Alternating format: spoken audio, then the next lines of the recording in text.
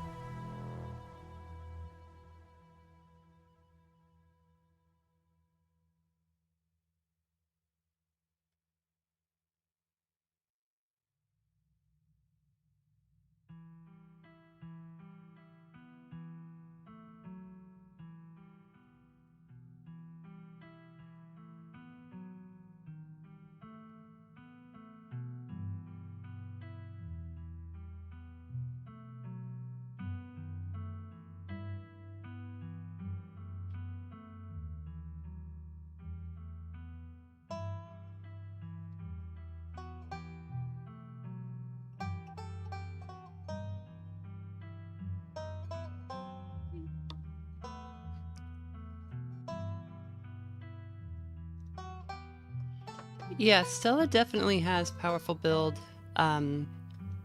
If you like go on her romance route, it talks a lot about like how fit she is and all that. As far as I'm aware, Stella has street smart and powerful build. Tabitha has keen eye and I think book smart. Reese has powerful build and he might have mystical. I'm not totally sure what his... Or no, he's got keen eye. That's right. He's got powerful build and keen eye. Kaneeka has, I think, mystical and I think she has mystical and hot actually. And then the the devs have joked that Avery has hot twice, but I think they actually have hot and keen eye. I think Joan has hot and book smart. Or maybe not hot. I'm not sure what Joan's got.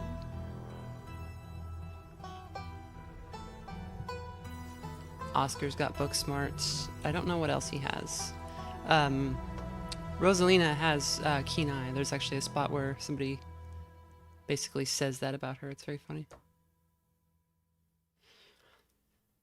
All right, let's hop to it. Let's get into it.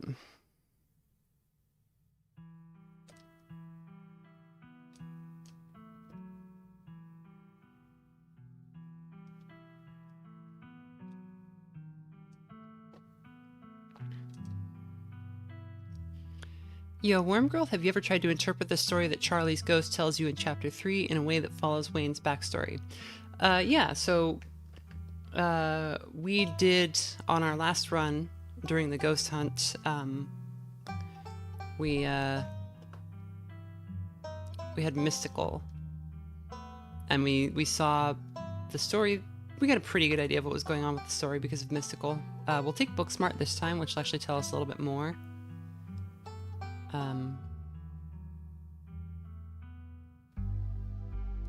But yeah, there's a lot in Chapter 3. It's a really cool... It's one of those things where like every time you go back to it, you find new stuff that's like, oh my gosh, that's straight up. So I will be doing... I won't be like... The first run I tried to go kind of spoiler free as we went through. This is the second run now. Would be a little bit looser about that. But not... I'll still try to have some consideration for people who are just tuning in for this one. Okay, so this time we should be...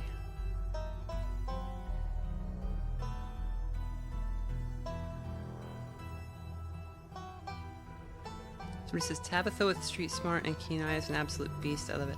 I think Tabitha has book smart, not street smart. What's interesting though is because she is such good friends, she's like spent so much time with Stella.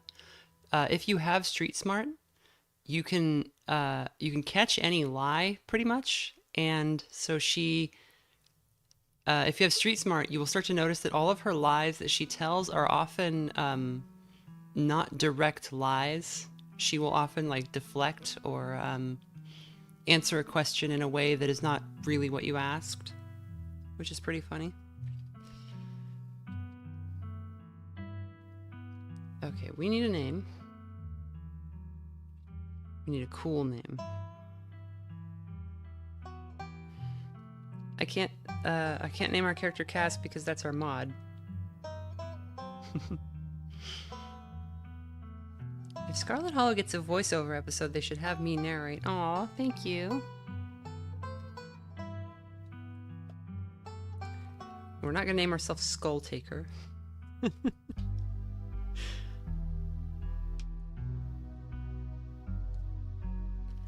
We will be Mint.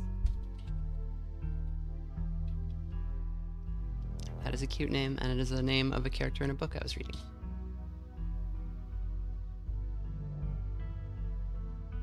And we live in the city of... Oh gosh, we were Portland last time. Let's go San Diego. Oh, okay, we can go Salem. We'll go Salem. We'll just do Oregon cities, I guess. We'll be a they them this time. I don't know if there's much different dialogue.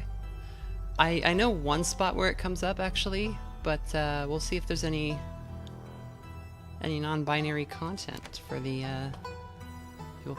So I wanted to do book smart and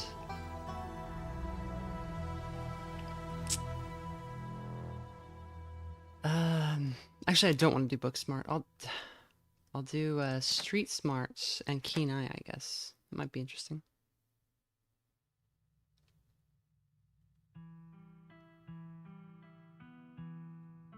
Yeah, or I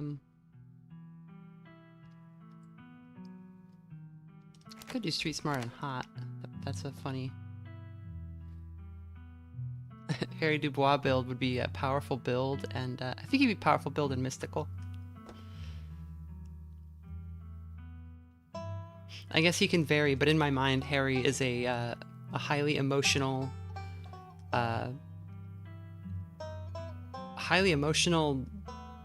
just slab of beef with unwanted psychic powers. That's my Harry. Yeah, we'll do street smart and hot. Hot is fun. So this is our very charismatic character. You jolt awake as the excuse me. My computer is squishing my cord for my headphones. This is terrible.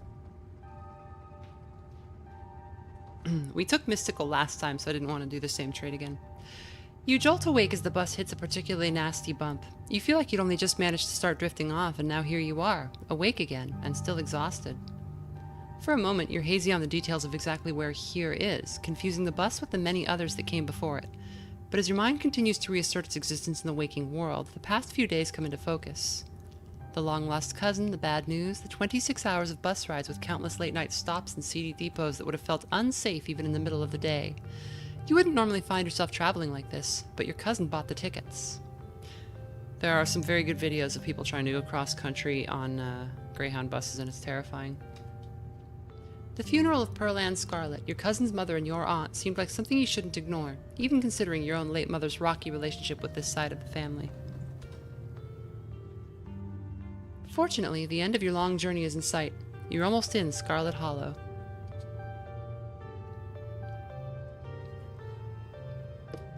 So anyway, as I was saying... Oh no, he's still here. He's been sitting next to you for the past 5 hours, talking at you without pause. You're not sure he even stopped when you started to doze off. At first you thought he was just being friendly, but that was several hours of one-sided conversation ago. I was up in Maryland looking for work, mostly messing around because I was a dumb teen. Me and my buddies were doing our usual prank stuff, you know, pushing joggers into the harbor, that sort of thing. Remain silent. You do your best to keep a blank face. Waking up, and by extension accidentally giving this strange man permission to keep talking to you, was a mistake. So the girl comes up to us, swinging her purse, yelling about how she was going to call the cops or whatever. It was hilarious. She actually hit my friend, and he said it hurt a lot, so I guess she really was mad, not playing. But she kept swinging, and soon enough she lost her balance and fell in the harbor all on her own. We didn't even have to push her. We had a good laugh and fished her out, and her phone got soaked so she couldn't call the cops on us. We wound up hanging out all day. She kind of became my girlfriend after that, and we've been on and off for about a year. So yeah, it's pretty serious. Though about 5 months ago she tried to break up with me, like for real, and geez, you ever get so mad you just want to kill somebody? Did he say she tried to break up with him? You can't even begin to imagine what that might feel like. Nobody's ever broken up with you.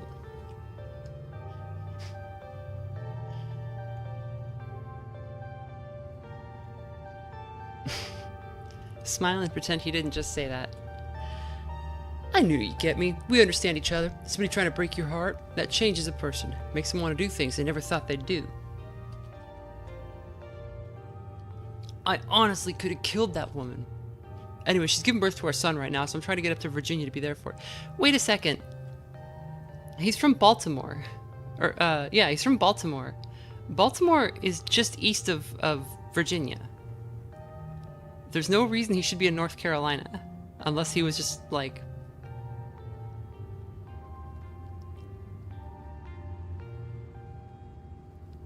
So this guy is based on a real person that the developers encountered, who would just not shut up and was just told pretty much this exact story. But yeah, so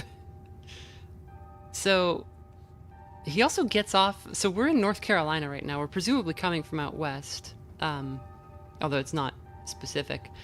But we are south of Maryland and by extension Virginia, and the bus is going north toward New York.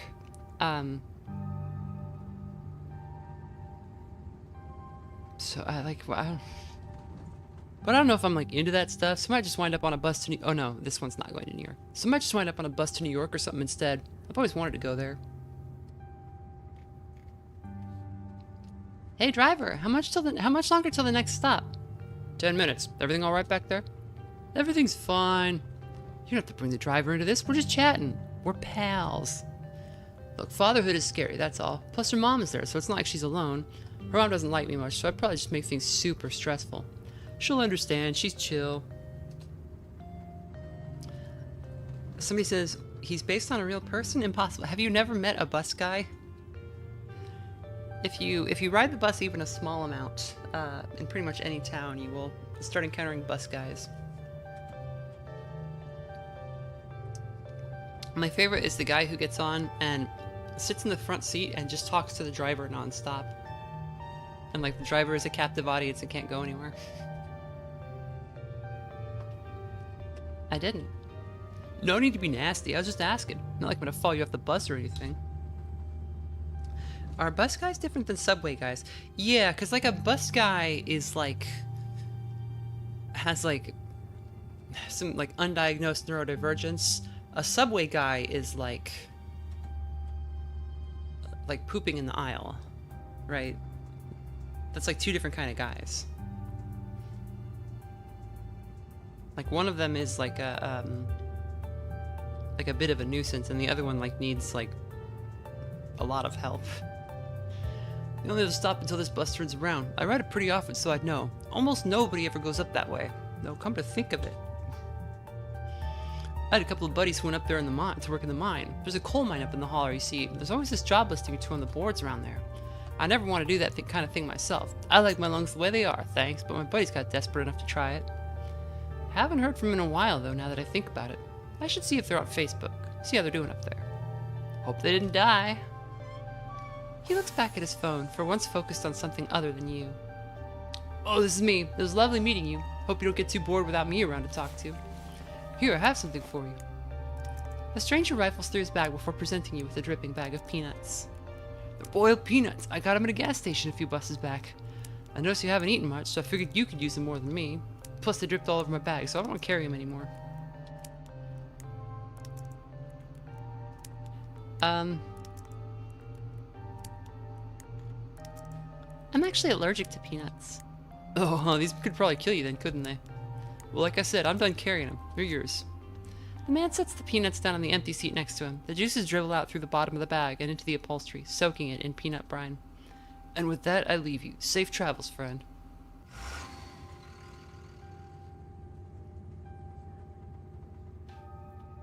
Oh yeah, subway guy in Asia is just a guy.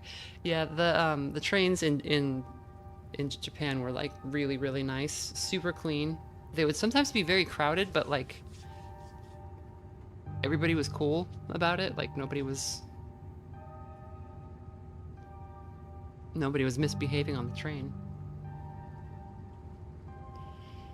You do your best to hold your breath as the bus rattles to your destination. Next stop, Scarlet Hollow, end of the line. Almost there.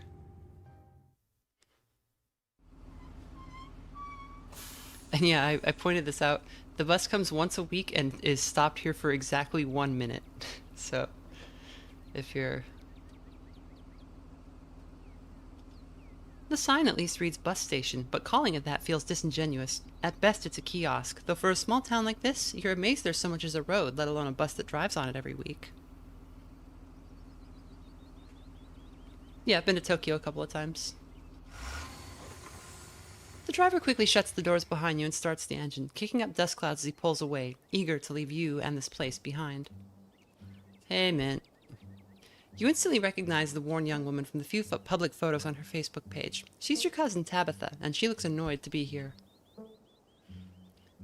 We can use hot here. This is one of the few traits that'll actually score you points on day one. You've never met someone who was able to resist your ability to make a good first impression. You flash a soft smile and give your condolences. Tabitha, it's so nice to finally meet you. I was sorry to hear about your mom. Thanks. For a brief moment, Tabitha is put at ease before she quickly straightens up and annoyance returns to her face. It might not have been much, but you can confidently notch up another victory courtesy of the winning Mint smile. Come on, let's go. I don't want to spend any more time down here than I have to. Your cousin turns and motions to an old BMW parked near the bus kiosk. You follow her, clambering into the dusty relic.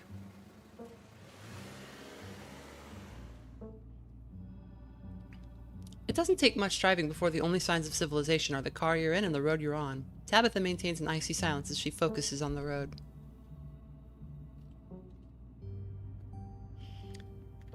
Should I do the, I'm gonna click it. I guess we're both members of the Dead Moms Club now, huh? Your cousin turns to you with an icy glare. Maybe this would have worked to ease the tension if she were somewhere else, but she isn't. She turns back to the road, her expression cold and unforgiving. I can't believe we've never actually met before this. You have your mom to thank for that. Or had, I guess.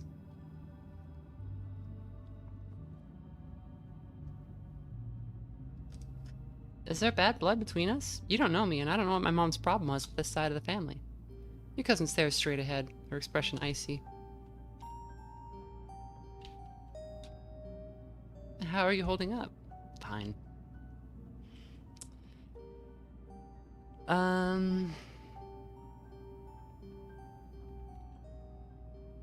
Phew, good to hear. You don't have to hide how you're feeling around me. We're family, even if we just met. She sighs a particularly heavy sigh. Look, I appreciate your concern, but I'm fine, really. You decide to sit in silence with your cousin as the car eases up the steep mountain road. And here it is, the Scarlet Estate. Though it's seen better days, its crumbling elegance is not lost on you. Someone used to cramped apartments in gray cities. Someone asks, just out of curiosity, do you have any specific goals in mind for this run? I'm just mostly going to be trying to show stuff that wasn't in the last playthrough. Your mother told you about this place many times before she passed, always with anger burning beneath her words. The faded majesty you once imagined doesn't quite compare with what's in front of you. As you stare at it, perched on the crumbling cliffside, you can't help but feel like it's something that should have been left to rot a long, long time ago. You're hit with a blast of dusty air as you step across the threshold and into the foyer. Everything in this room has been here for much longer than you've been alive, each object cemented in place with layers of dust and cobwebs. You can hear doors creak on their hinges and the aches and moans of ancient floorboards as the house itself sways in the wind. Welcome to our family's humble estate. Unfortunately, due to the current state of the house, only a few rooms will be safely accessible during your stay. I wouldn't go wandering anywhere else if you value your limbs. The floors have been known to give out. If you know what's good for you, you'll stick to your room, your bathroom, the bathroom, and the kitchen. And hallways, I guess. But only the hallways you need to use to get to those places.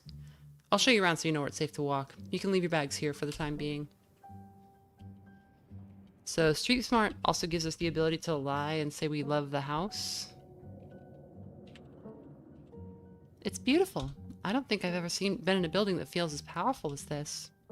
You're lying for your teeth, but Tabitha doesn't need to know that. In fact, not only does she not need to know that you're lying, she won't know. Ever. You're a very good liar. It is. The estate was the prized jewel of this region for a long time. It's quite a magnificent piece of architecture, even now. This is an early hint that Tabitha has Booksmart, because if you have Booksmart here, you can start talking about how it reminds you of the Vanderbilt estate, and she actually fires back with like, oh, it actually predates the Vanderbilt estate by 10 years, which is pretty cool.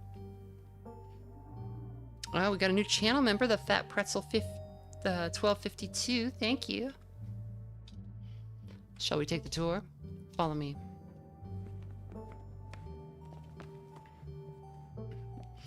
Thanks, Five Dogs. I'll see you later. Have I seen most of everything at this point? Yeah, I still come across new stuff. Like the last stream I did, the ending, I saw stuff I had never seen before, because just a combination of events happened that I hadn't thought of.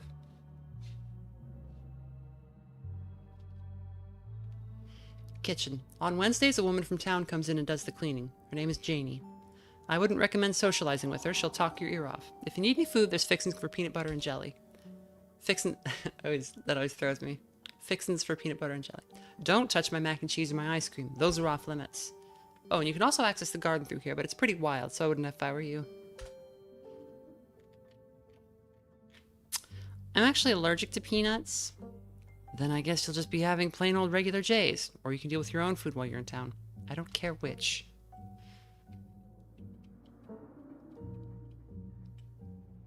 What if I want ice cream? Then you can buy yourself some at the general store. If you touch my stash, I will know. And there will be consequences. Sweet, thanks. Cool, good talk. Alright, what's next? Bathroom, follow me. Great, it's been hours since I've gone. As the two of you leave the kitchen, you pass a tuxedo cat sitting on the countertop. I'm gonna pet the kitty. Before following your cousin down the hall, you decide to pet the cat. She bites you hard and hisses violently. Tabitha sighs. As you've now learned, you should not pet Frou-Frou. If she wants to be pet, she'll let you know. We got Flunkle, the channel member. We got 2 channel member. That's crazy. It's out of control.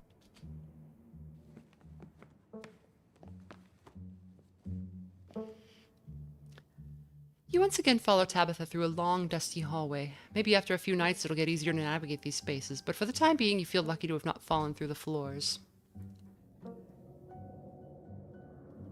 Guest bathroom. Not much to show. It's a bathroom. I'll wait outside. Do what you must if you must.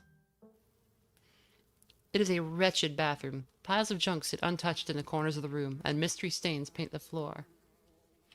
So, I went over this last time, but there's a lot of cool details here. Like, this is obviously Pearl Ann, like, you know, Pearl Ann was using this bathroom, so there's, like, all this hair dye here.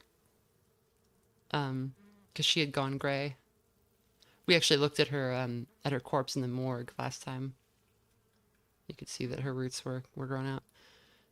I love this. Like, why is there a plate of food in here? Maybe it's for the cat, I guess? Like, some people feed the cat in the bathroom because cat food smells bad.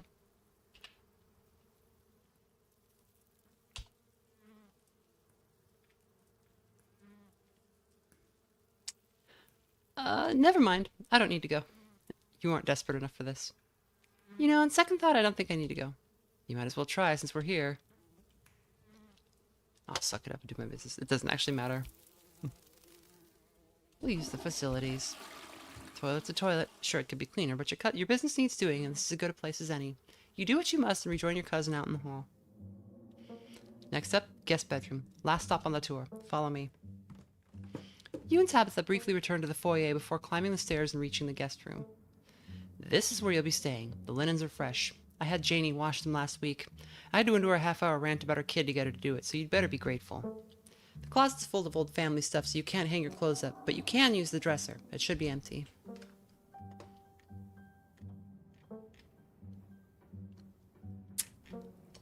Who used to sleep here? When?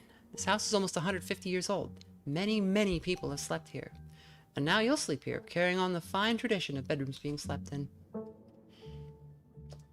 This is incredible! How did you know how much I love cherubs? That chest is to die for. I'm surprised to see you have such discerning taste. Every last piece of furniture in this room is a genuine antique, handed down through the family for generations. I guess I'll start to get settled. Also, if you have Mystical, which we had last time, we realized that Pearl Ann probably died in this room. Like a week ago.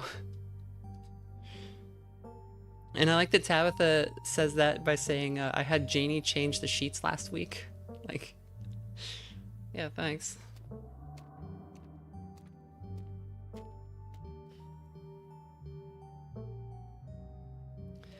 This concludes our tour. I'm afraid I must return to my duties. You'll have to entertain yourself for the rest of the day. Don't expect to see much of me.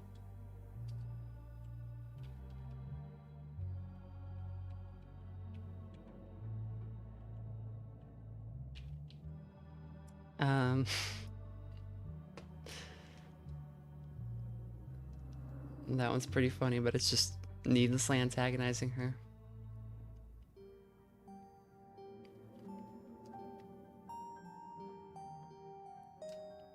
Are you sure you're okay? You seem kind of upset. I'm fine. I just need to get back to work. I won't keep you, but we should hang out when you get back. We'll see. There's a lot that needs to get done this week. Your cousin leaves through the front door.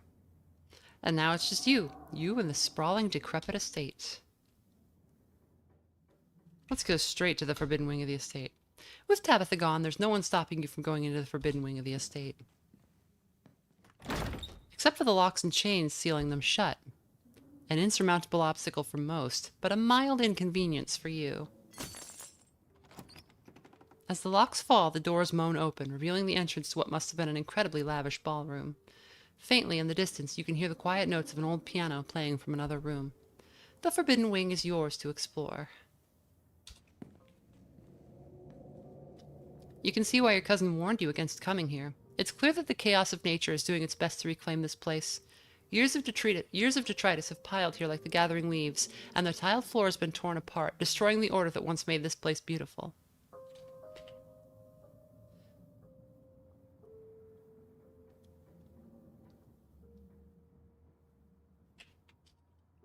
The piano you heard from outside the ballroom has grown louder. Wherever it is, it's nearby. Maybe it's just a self-playing model. Or maybe you aren't as alone in here as you thought.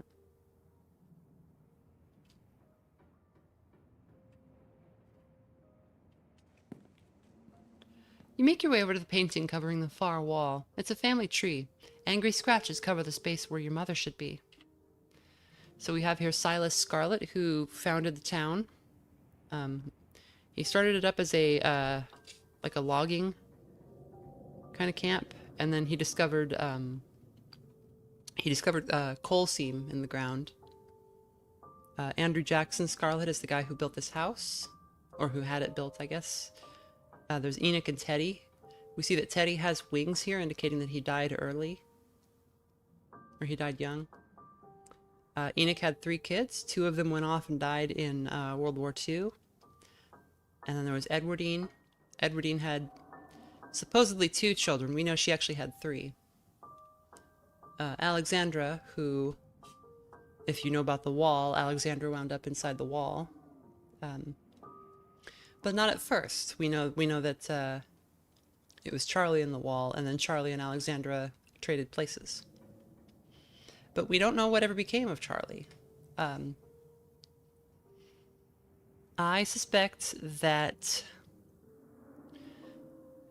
to not spoil this too badly for people who are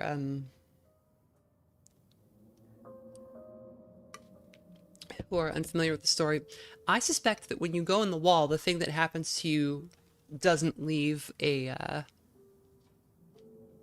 it doesn't leave you recoverable afterwards. So yeah, we just have Alexandra and Mary Bell. Mary Bell is our grandmother. Mary Bell died in childbirth. There's a line that you can get if you have I can't remember if it's Booksmart or Keen Eye, but if you go to the library on day 1, instead of hanging out with Stella, one of the kids will say that Mary Bell, she had twins, and because of the birth, she was bleeding and bleeding and couldn't stop, and then she died. So her twins were Pearl Ann, which is Tabitha's mom, and Vivian, who's our mother, and we can see that Vivian's portrait was scratched off there. There's a little tiny Tabitha here.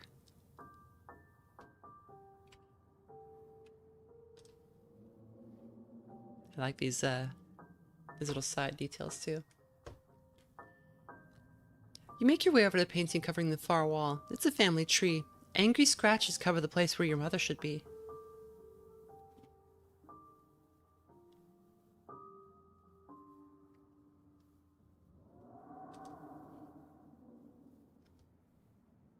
As far as you can tell, there are 3 exits to the ballroom. There is, of course, the door you came through, and on your far right is the door beyond a broken floor, a dead end. Across the room before you entered is the 3rd and final exit, a glass doorway you can just barely make out behind a pile of broken furniture. You move to investigate it more closely. As you approach, the playing grows clearer. Without a doubt, the piano is behind this door. If you try with all your might, it's too heavy for you to do anything more than budge it. So, we know who's playing the piano back there. I like that he's not very good. If you have a powerful build, you can actually, and street smart, you can actually clear this out and you get a little sneak preview of where that piano's coming from. You return to the entrance of the sealed wing and carefully reattach the locks. After what you've seen and heard in the ballroom, you weigh how much longer you should even stay on the estate on your own. You haven't had anything to eat all day. The only things louder than your stomach right now are the creaks and moans of this ancient place. A jelly sandwich sounds exactly like what you need to take on the rest of the day. You head to the kitchen. You're in the kitchen, ready to craft a beautiful jelly sandwich. It's a daunting task given the state of the place, but the aggressive growls of your stomach outweigh your fear of food poisoning. Speaking of, I'm actually going to save real fast because I want to try something. Because we took hot, I think there's a funny thing we can do.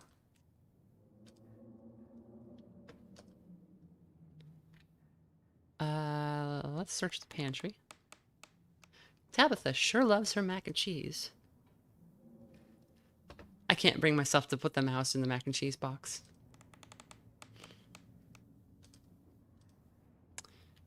Well, the cabinet. Let's grab a bowl. As you reach for the bowl, but as you pull it down, a blend of vinegar and dead moths splashes on you, immediately staining your shirt. On the back of the bowl is a note that reads, "Moth trap, do not touch." Whoops.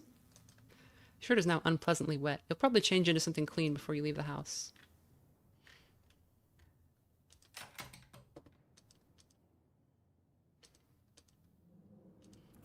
And, you open the fridge. You already feel a deep urge to wash your hands, even though you have yet to touch anything other than the handle. Tabitha explicitly told me not to do this, you think to yourself as you reach for a pint of banana chocolate chunk. She'll be really mad if she finds out, your conscience warns you as you take a scoop straight from the pint and shove it in your mouth. Before you know it, half the container is empty. Surely she won't notice if each container of ice cream has a small, almost imperceptible scoop taken from it. You jam each of the scoops into the half-empty container until it is once again brimming with banana chocolate chunk. As you return it to its place on the shelf, your guilt subsides. Your cousin will be none the wiser. Why did you do that? What were you expecting? This takeout container is disgusting beyond words. A liquefied mess wholly congealed in its styrofoam shell. You can't even tell what it used to be. The substance doesn't just smell bad, it smells ancient.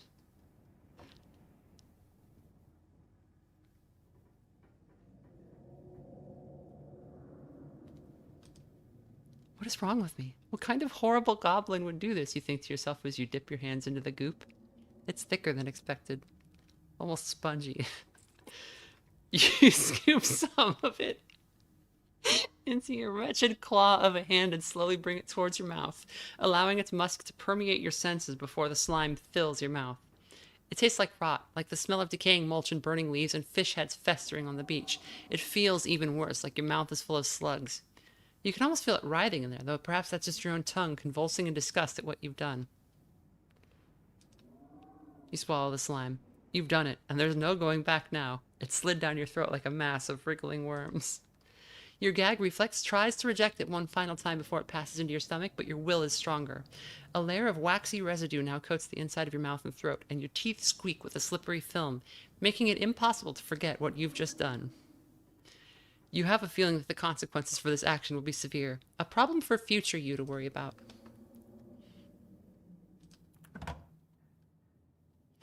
You return to the kitchen, closing your fridge behind you.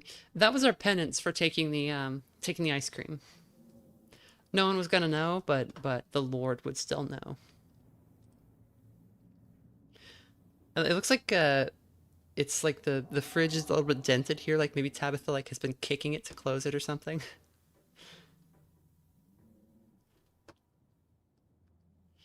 I also like that there's like tiny little touches. So Frou is was Frou was Pearl Ann's cat, but I think Tabitha likes cats too, because there's like little kitty stuff around, and maybe some of it, maybe it's Pearl Ann's, but I think Tabitha enjoys kitty.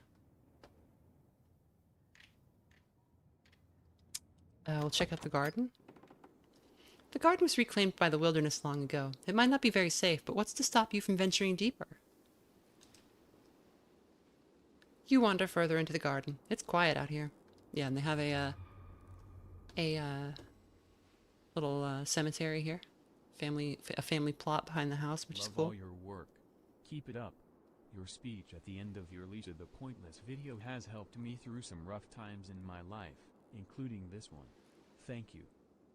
Aw, thanks for the dono. And I'm glad. I really like Lisa the Pointless. I think it's such a cool story. We got an update. We got a teaser for the monster update a year ago, just about. So it's still possible that more will be coming.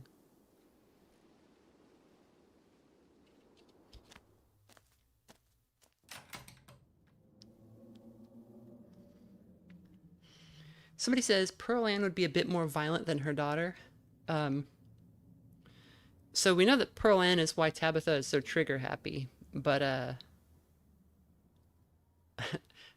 having seen Pearl Ann, she's not like stocky like Tabitha's kind of, I don't want to say like Tabitha's not like big or anything, but she's got kind of like she's got some meat on her bones, and Pearl Ann did not. So I think Tabitha is just like more physical.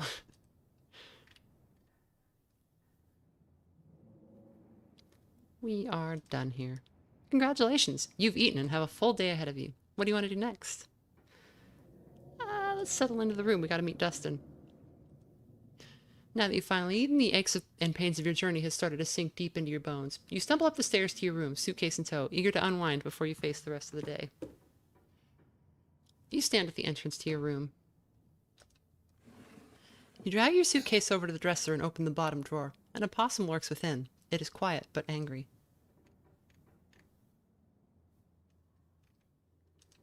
Oh, pardon me. You gently close the door, leaving the marsupial in peace.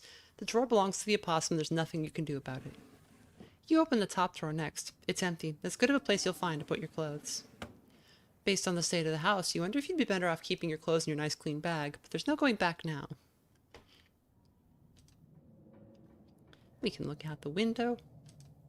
You can only imagine how beautiful the garden must have been in its heyday. If you owned the place, you'd totally get out there with a shovel and some gardening gloves and whip it into shape.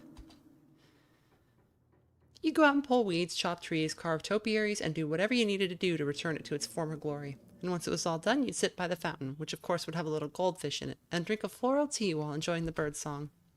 Yeah, you'd definitely do that. Just not right now. Haunted doll in the closet. You can see why your cousin said you should put your clothes in the dresser instead of this closet. There must be decades of family history stacked up in here. Of course you're sharing a room with a creepy doll. You pick it up to examine it more closely. Its foot reads, "Property of Alexandra." No need to carry this around with you.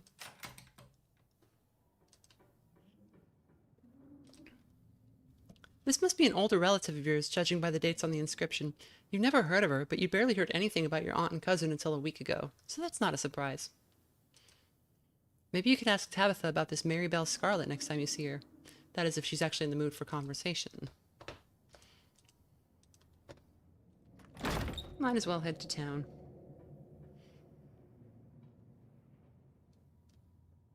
Now that you're settled in, there's not much left to do here other than head out and explore the town. You do just that. Before leaving the house, you rinse off and change into a clean shirt. You're not about to meet new people coated in vinegar and dead moths. If you would have known you'd wind up having to walk all the way back to town, you probably would have just asked Tabitha to leave you at the bus stop, especially with how unhappy she seemed to see you. If you could only wipe the slate between the two of you clean and bury some of the tension, though maybe her mother's funeral isn't the best time for something like that. Then again, maybe it's the perfect time. It's really pretty out here, but your serenity is quickly overcome by a sudden urge to puke. The slime wants out. You're not going to let this slime get the best of you, you think to yourself as you muster up every last ounce of willpower and force it back into your guts. You're safe for now, but there's no telling how long it will last. Finally, you made it back to town. The holler, as that guy on the bus called it, has probably seen better days. It still has the feeling of an idyllic country town, but its sidewalks are cracked and many of the storefronts are boarded up, their windows dusty with age. A chill breeze sweeps down the lane and you shudder, suddenly feeling as if you're peering into a grave. Gretchen, come back. Quit bothering strangers. Oh, I haven't seen you around here before. The young woman is noticeably flustered by your appearance. It's a phenomenon that you, as a hot, are all too familiar with.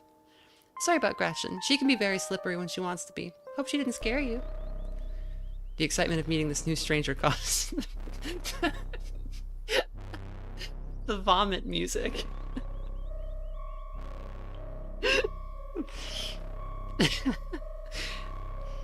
The excitement of meeting this new stranger causes your stomach to churn. Once more, the slime is making its escape. Force it back down. I can do this all day, you think to yourself as you struggle once more to force the slime back into your stomach. You succeed, but you don't think you'll manage to pull this off again. Hey, are you okay? You don't look so great. Yep, all good here. That's good to hear. For a second there, I thought you were going to puke on me. Anyway, I'm Stella. Nice to meet you. It's not often I see a strange face up in the holler. Every now and then there's a new crop of coal folks, but you don't look dusty enough for that. You aren't in town for the funeral, are you? The Scarlet funeral? Hi, I'm Mint. You must be Tabby's cousin, right? That's the only person I can think of who'd come to town for the funeral. How's she holding up? To be honest, I've been a little worried about her, all alone up in that big house. Is she always so, you know, rough around the edges? Yep, that's Tabby for you. I wouldn't take it too personally. Get dog. Get dog. I'm not sure what it says about her state of mind that she's still her same old grumpy self. It'll probably... I looked at chat. And somebody said, please puke it out already.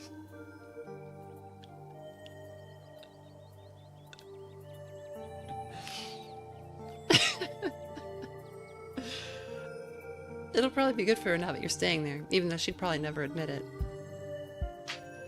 Are you two friends? I was probably closer to her than most people have gotten gotten to being able to call her a friend. The school here is really small, so everyone had to at least get along with everyone else. She was a grade ahead of me, but everyone knew her, especially since she's a Scarlet. We wound up bonding a bit when we were both in the school's production of A Midsummer Night's Dream. I was Puck and she was Mustard Seed. As you might have expected, she was more than a little prickly, but I managed to soften her up a bit in the end. But then she graduated, and that was that. Oh, if you just got to town, you must be starving. I was just on my way to the diner for a coffee, and they've got amazing biscuits. My treat.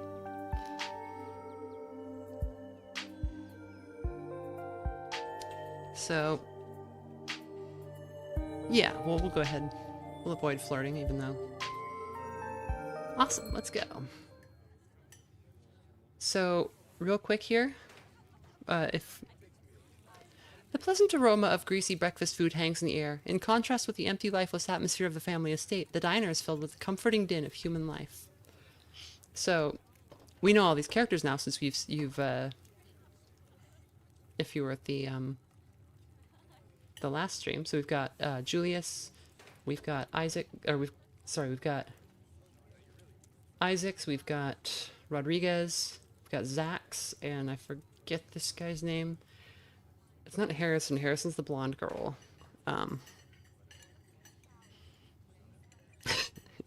Somebody just says it's time. We've got Tulip and Janie, and you can see Tulip is drawing this picture here, and I think this is a hint about what will be happening in chapter 6, because her picture is like two little imps.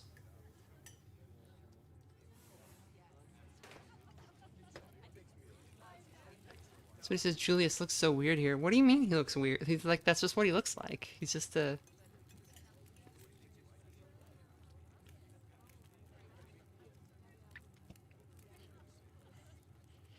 All of which grinds to a sudden halt as the patrons realize that a stranger has entered the establishment. With all eyes on you, your stomach starts to churn. Again. The slime refuses to be contained. You've held it back too long, and it yearns to be free with a force more powerful than your comprehension.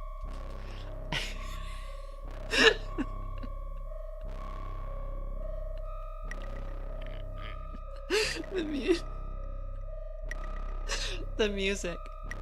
As it barrels through your esophagus, you spot a small trash can. You aim for it as best you can before the slime erupts from your mouth. Some of it made it in, but much of your vomit and bile still splattered across the entryway of the diner, all while every pair of eyes in the place was on you.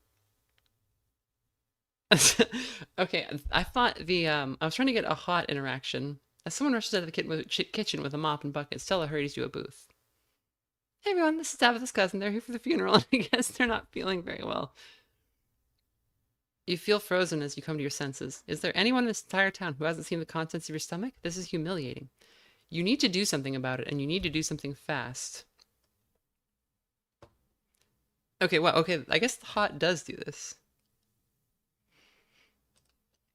People have always been so nice to you in times of need. There's no reason this has to be any different. You exhale, flash a charming grin to the rest of the town, and gracefully slide into the booth.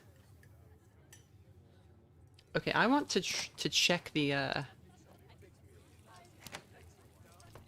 just gonna blitz through the, it's again real fast.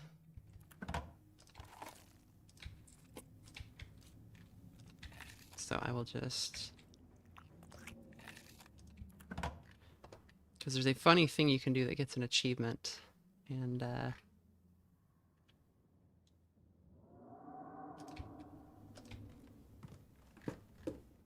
it's an achievement I don't have.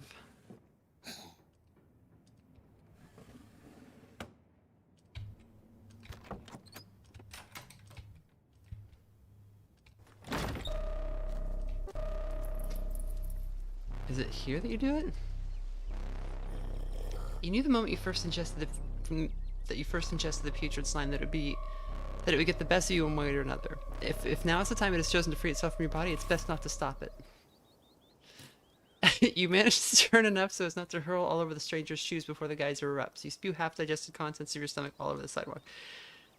Okay. Is the achievement just from doing what we did?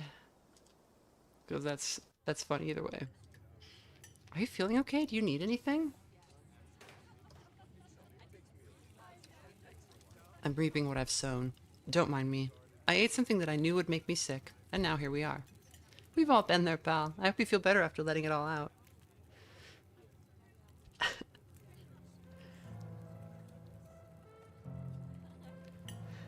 We went to the general store last time, so we're going with Stella this time. Hey, stranger. Hope you're feeling better. And Stella, I already went ahead and fixed you up a coffee.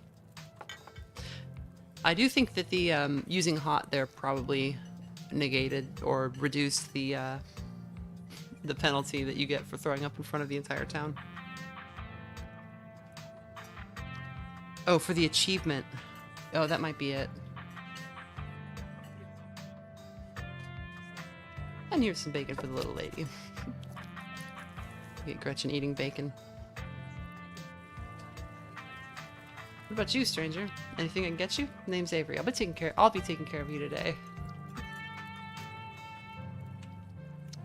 We have been ordered a biscuit. Oh, a biscuit, please. I heard they were really good. Best in the country. Or in the county. And I'm sorry for your loss. Before you have a chance to respond, they're gone. Glad you took my advice with the biscuit. You won't regret it. Anyway, the funeral's not till Sunday, right? That gives you quite a bit of time to slum around town. I'm trying to think if there are any cool events going on this week. There's always the reading adventure at the library, which is supposed to be for little kids, but I do it every month anyway. Oh, and I'm pretty sure Avery's throwing a party Saturday night, so that's a fun thing to look forward to. And there's the weekly Sunday potluck. That should be right after the funeral, too, so it'll be a special occasion. Is the potluck a church thing? Would it be weird for me to come if I'm not a member? No, the Sunday thing is coincidental. It's actually hosted by the library. Not too many people go to church around here, if I'm being honest. Isn't this like the rural South? That's gotta be unusual. I know, we must seem like such heathens. But there are plenty of God-fearing folks in town. They just aren't the biggest fans of the local church. Well, the building's okay, but the pastor's another story. There's just something a little off about the guy. A little creepy. You'll get what I mean if you meet him. And unfortunately, you probably will. Anyway, those are the big events I can think of. As for the day-to-day, any idea how you want to kill time for the rest of the week? So, we can actually use Street Smart to kind of see what her deal is. What's your angle? My angle? I would never have an angle. Stella also has Street Smart, so she understands what our angle is. She definitely has an angle. Okay, so my job means I spend a lot of time in the woods with a camera, and it's always better when someone else is there. Before Stella can finish, Avery returns, biscuit in tow. Here's your biscuit. Winnie says it's on the house. She sends her condolences. You didn't have to do that. No worries. Hope you enjoy it. You pick up the biscuit. It's delicate and fluffy. It nearly crumbles at your touch. Buttery warmth emanates from its surface. You take a bite. It melts in your mouth as if it was nothing but butter suspended in a thin matrix of dough. Truly, this is a perfect biscuit. Whoa, this is a really good biscuit. Wow. I'm so glad you like it. Look at... I love that Gretchen is like too small to get above the text box. Avery lingers at the table for a moment. So, has Stella mentioned she's famous? No, Avery, I'm not famous. You're the only person I know who's been on the news. If that's not famous, then I don't know what is. Stella sighs. I'm a YouTuber. Wow, that's rad. I've never met a YouTuber before. I'd love to check out your channel at some point. Ah, thanks. It's nothing much. It pays the bills, but it's mostly a passion project, you know? She's selling herself short, Mint. Her stuff is amazing. She hunts cryptids. I think the best video to start with would be that river one. You know, the controversial one.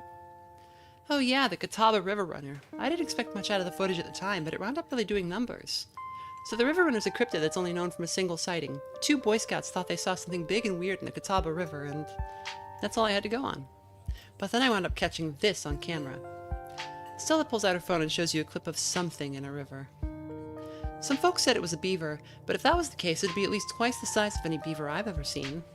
I also had people saying it was a dog, or even a capybara that must have escaped from a local wildlife sanctuary. I'm still not sure what it was, and I'm the one who saw the thing with my own 2 eyes. That's an honest-to-God cryptid right there. No way that's a beaver or a dog, and no way a capybara would be swimming in a river in the mountains of North Carolina. Unless there's some North American colony of capybaras in Appalachia. But that would still count as a cryptid, wouldn't it? Yeah, until someone catches a capybara up here, it would still count as a cryptid by most standards. My comment section went nuts for this footage, and from there it spread to Twitter pretty fast. There were polls for days. I even had actual experts weighing in. It was all a really cool experience. And it meant the video did some pretty great numbers. Personally, I'm a fan of the capybara theory. There's always people keeping those things as exotic pets. Kind of a sewer gator type situation. Yeah, exactly. Some exotic pet owner set it free, and now it will forever roam the Catawba, confusing Boy Scouts and YouTube commenters for years to come. So speaking of things to do around town, I was actually planning on filming this week's video tonight. I was wondering if maybe you'd want to come along. It's a pretty easy one this week. We wouldn't even have to camp anywhere. I'm gonna go after the... Wait, no spoilers. I should probably get back to it instead of just standing around chatting with friends anyway. See you around. Now that the coast is clear, I'm going after Skunk Ape. Isn't that just worse Bigfoot? It's definitely one of the lesser ape-type cryptids, and one of the smellier according to some sources. They say you should be able to smell it before you see it.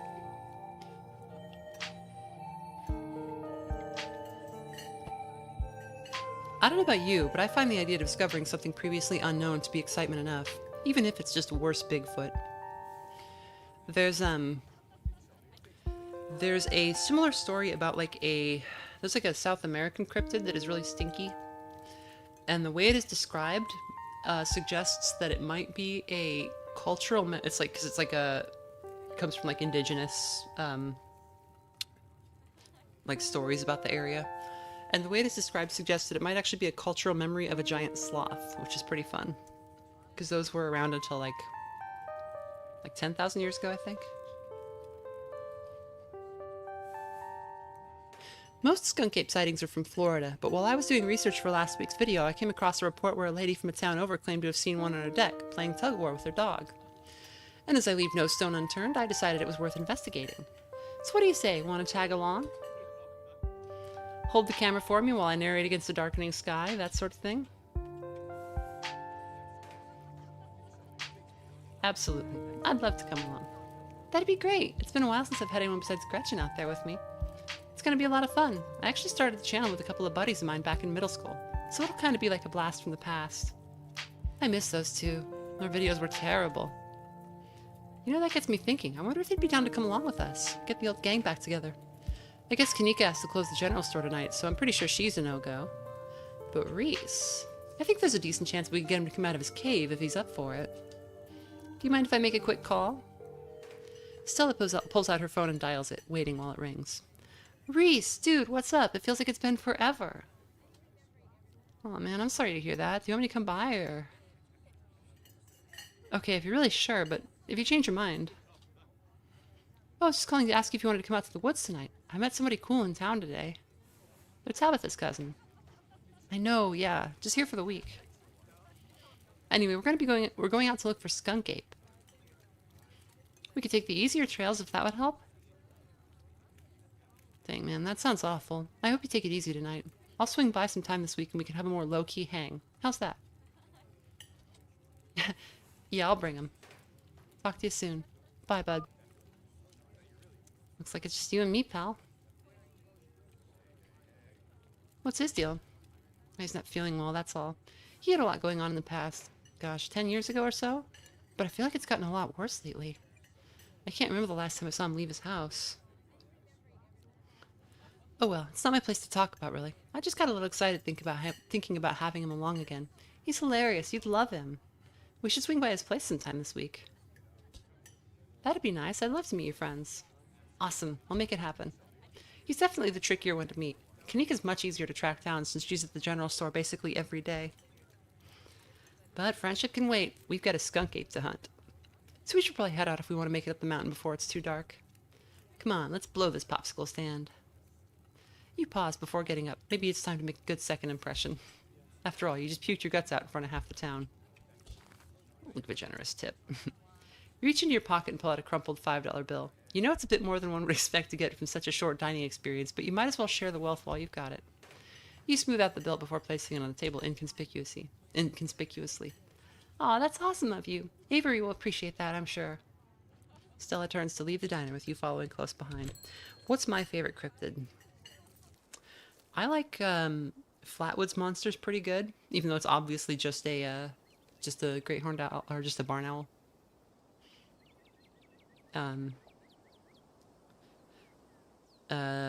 What are some other good ones? Tsuchinoko's really nice. That's the snake eater. It's like a snake that is like round instead of long. Also, hoop snake is great. Do you guys know about hoop snake?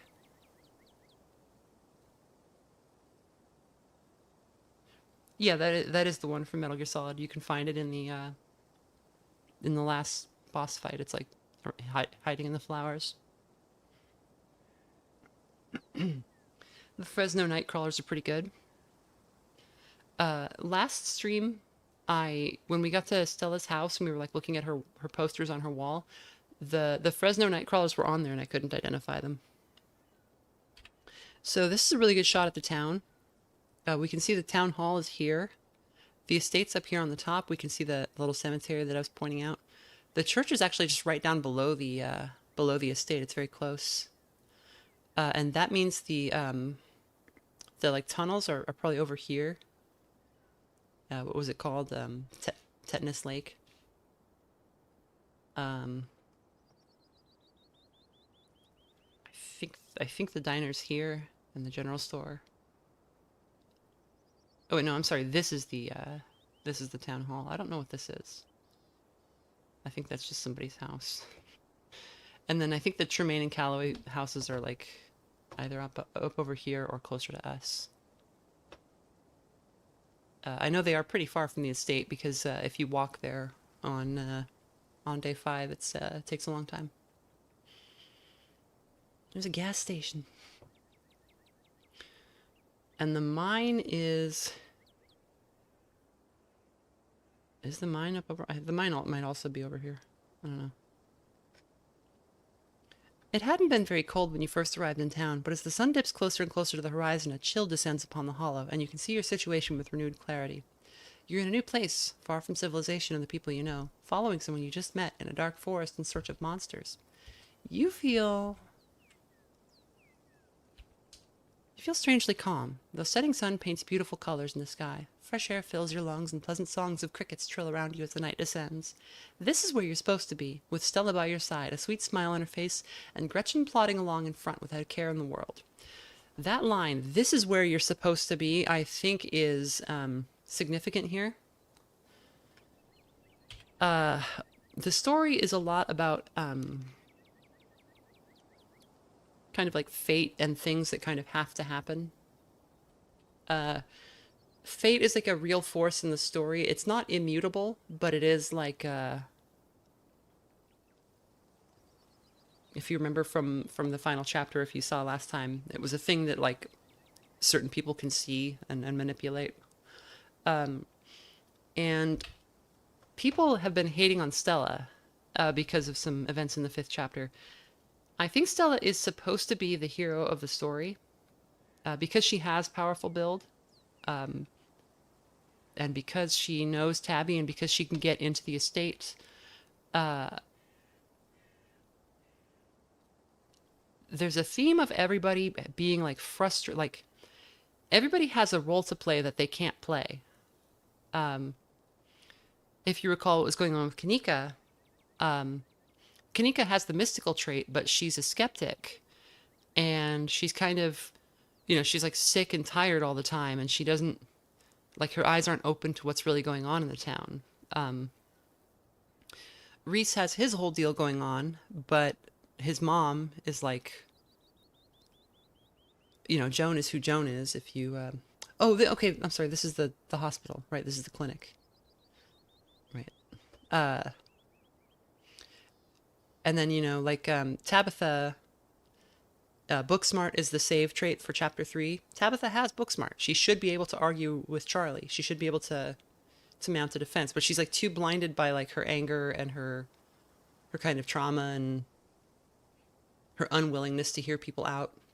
Similarly, Avery has keen eye and should be able to navigate the chapter 5 situation, but they're just they're an outsider. And also, I think kaneeka has hot, and I think kaneeka was supposed to go to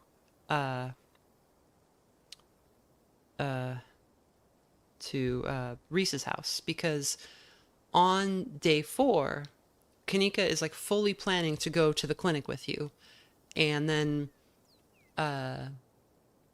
Sibyl is like, "Aren't you feeling sick, dear?" And she's like, "Oh yeah, I guess I am." If you like force the issue, I'll show this actually, but kaneeka was supposed to be there, and if she was there, she would have been able to defuse the situation. So it's like these forces are like stymieing these people. So, and I think, like, if you've ever played Wrath of the Righteous, one of the things you can become is an Aeon, which is like a force of like law and order. Like you're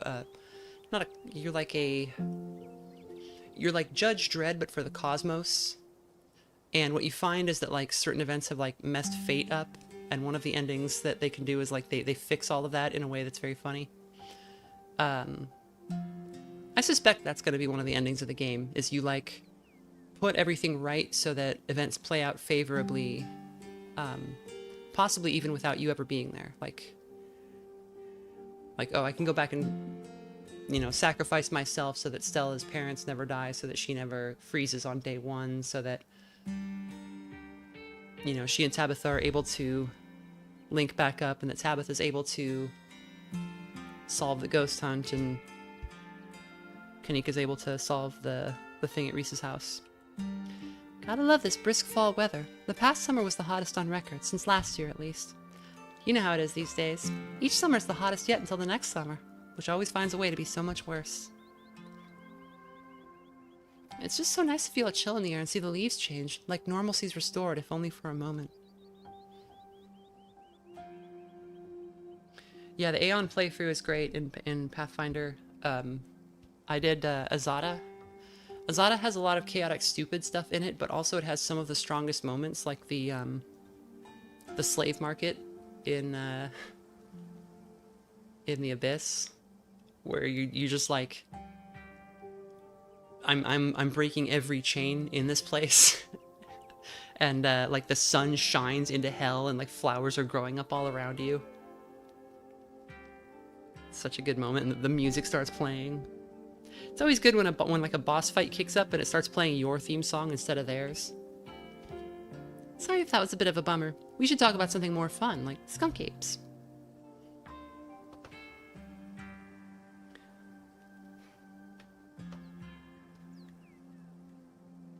Do you ever hunt things that aren't cryptids, like ghosts, demons, werewolves, that sort of thing? Yeah, for sure. I used to go after all sorts of spooky stuff. I never had much luck, though, especially when it came to ghosts. Back when I first started doing solo videos, I got into all sorts of old abandoned buildings and hoping I'd stumble across some sort of activity. But nothing ever happened. It was always just me and my camera in an old house getting worked up over a gust of wind or a creaky floorboard. When all's said and done, I've just been a lot luckier with cryptids. I love how many little... There's always like a little drawing of Gretchen doing something when she's in a scene. Like, there's like 3 or 4 drawings of her just like sniffing the bushes and stuff here. Werewolves I kind of lump in with cryptids. I'd be shocked if there were actually people who turned into animals, but werewolf lore lines up pretty well with the great beast genre of cryptid. As for demons, I don't know. I honestly don't even want to consider the possibility that they exist, because if they really are out there, a lot of folks are doomed to an eternity of flames. We know that all of these things are to some extent real.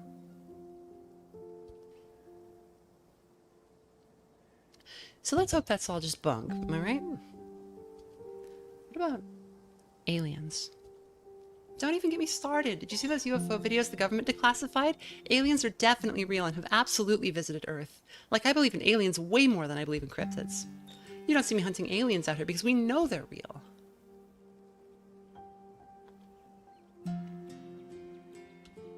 I'm skeptical.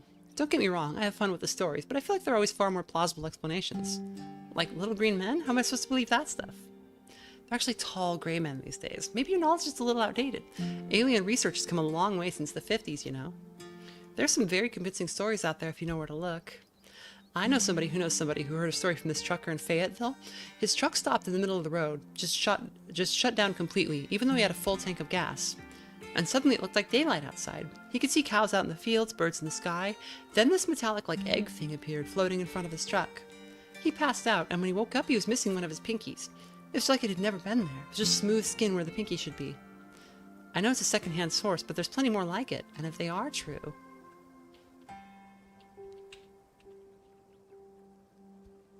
That could have been sleep paralysis. I think alien abductions usually are. Maybe he pulled off to the side of the road for a nap and wound up having a wild hallucination while he slept. Okay, but what about his finger? It wasn't missing before that happened, and suddenly, poof, no pinky. I don't know, maybe somebody came by while he was sleeping and took it. I don't know. That would be a pretty weird thing to do, and even then it doesn't account for the fact that it had already healed over. What's that thing doctors say? If you hear hoofbeats, think horses, not zebras? That's a very funny thing to say about aliens. Hi, kitty. Grub wants to get on the stream. Come here, Grub. Come on up, baby. Don't just sit there and chirp at me. If you're gonna get up, get up. Come on, baby. Where's my baby? She's just staring at me.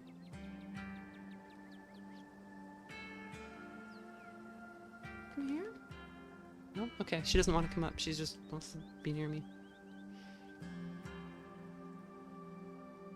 I'm gonna get her.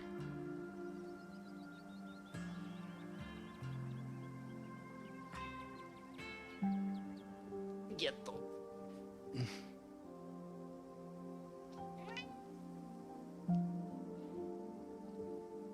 Is this not grub implementation?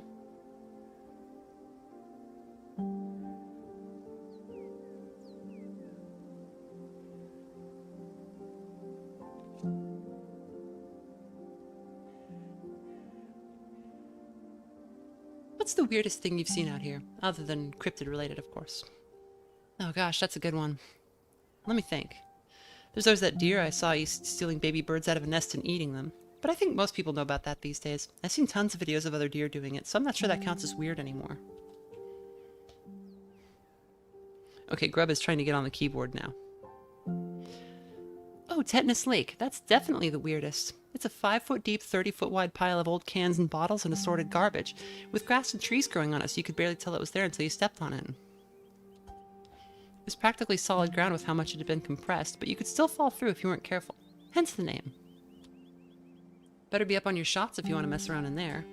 It's all stuff from the 50s too, which is super neat. I salvaged a few bottles that I keep on my dresser as a little souvenir. Hi, Grub.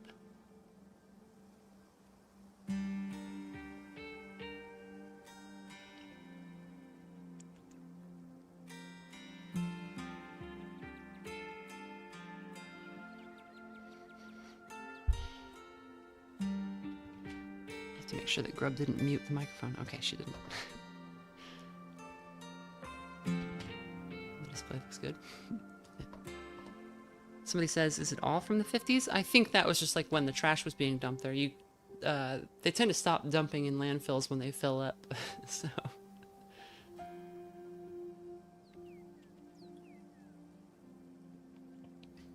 Also, I think possibly the 50s was probably the last time the town had a boom.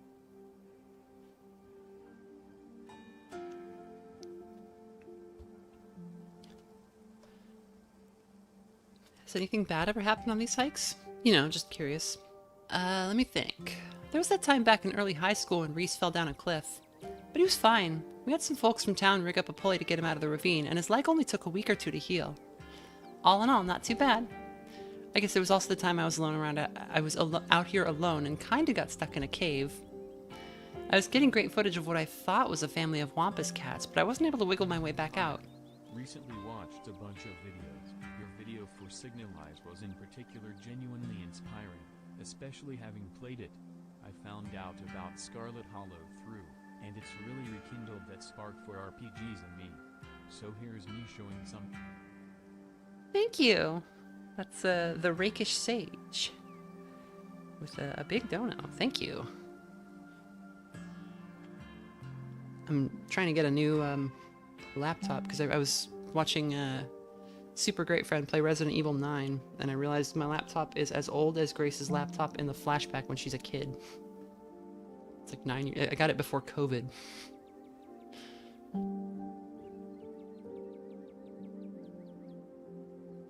So that will help.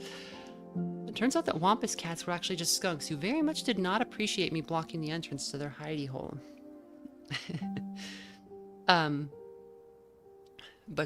Yeah, the Signalis video was very fun. Also, if you want a good time, read the comments and see everybody yelling at me for slightly mispronouncing Elsta and strongly mispronouncing Stoach. Apparently, even though in German an S makes a sh sound if it's the first letter, it doesn't do that if the second letter is T. So, or no, I'm sorry, not the first letter. You know what I mean. Grub. No, okay, you have to get down now. You're being annoying. Money. We're rich. Also, Tabitha clearly was like, if you tell Tabitha you were out here, she's like, you shouldn't be wandering around in the forest. You could get stuck in a cave. And that's what's happened to Stella, clearly.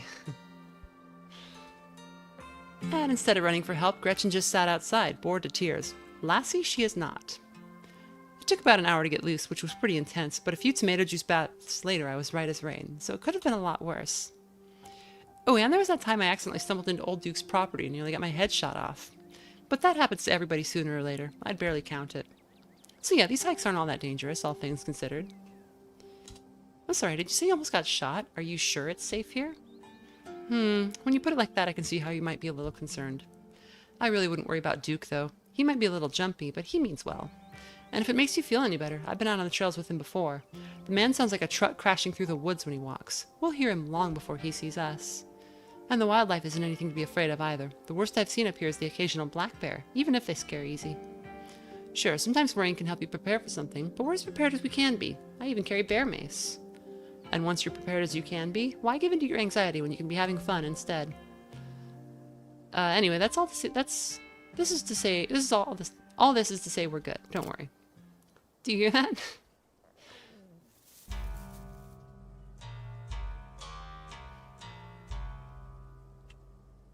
Somebody says, I kind of like the sound of Eshta.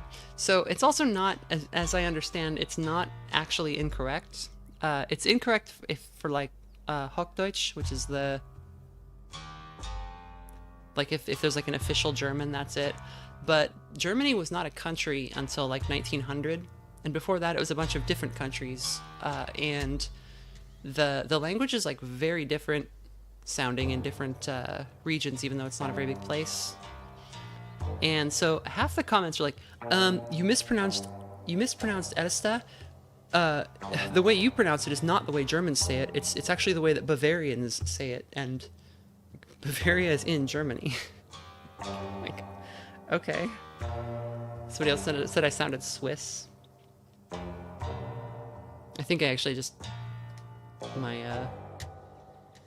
the other language that I mostly know is French, so I think probably just my my French linguistic instincts were throwing me off. Calm down, Gretchen, you old mutt. Sorry for getting spooked, Duke. I thought you were some creature of darkness. Hold on. Let me find my early Kyler. There's Dracula in there. Some creature of darkness? Nah, girlie, just old Duke. What the hell are you looking for way out here? Skunk ape. Sorry I asked. And who's this you've suckered into coming with you? Wait a tick, you aren't. Is that? Yep. See, welcome to the holler. My condolences. Keep you in my prayers. Now both of y'all head on to town, you hear? It's best you steer well clear of this area tonight. I'm out dealing with my own critter, and I won't be too appreciative if a couple of fools with a camera scare away the more sensitive wildlife. What are you hunting tonight? Something tall and hairy? Something musky? You see anything like that recently? Wouldn't you like to know? You never could stay in your business, Stella. Stella Richmond, put that damn camera down. Do not want. Oh, come on, Duke. Maybe I can help out. I'm pretty good at tracking. You know I learned from the best. That you did, but I've yet to see a shred of proof that you listen to any of it, the way you tromp around these woods at night yelling about chunkabungas or whatever have you.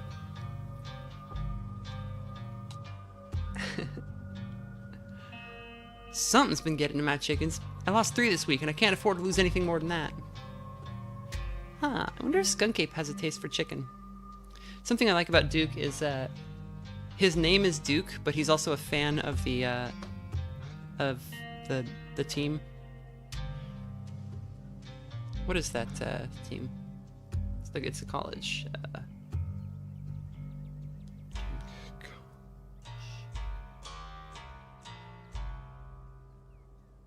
The Blue Devils, that's right.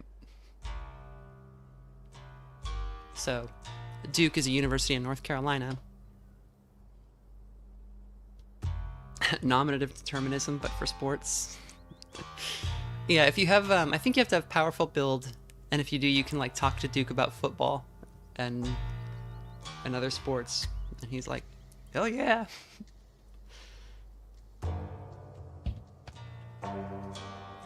Now see, this is why I don't come to you about these things. It ain't no skunk ape, whatever the hell that is. I know exactly what this is, but I know you won't believe me if I tell you. Oh, Duke, you don't think it's... I do, actually. It's those damn mountain lions. They're out there, Stella. I don't care what your little investigation turned out. You haven't been out in these woods as long as I have. Those sons of bitches are sneaky. Of course you wouldn't find one in any one night of tracking. And I know for a fact that's what's been getting at my chickens. It couldn't be anything else.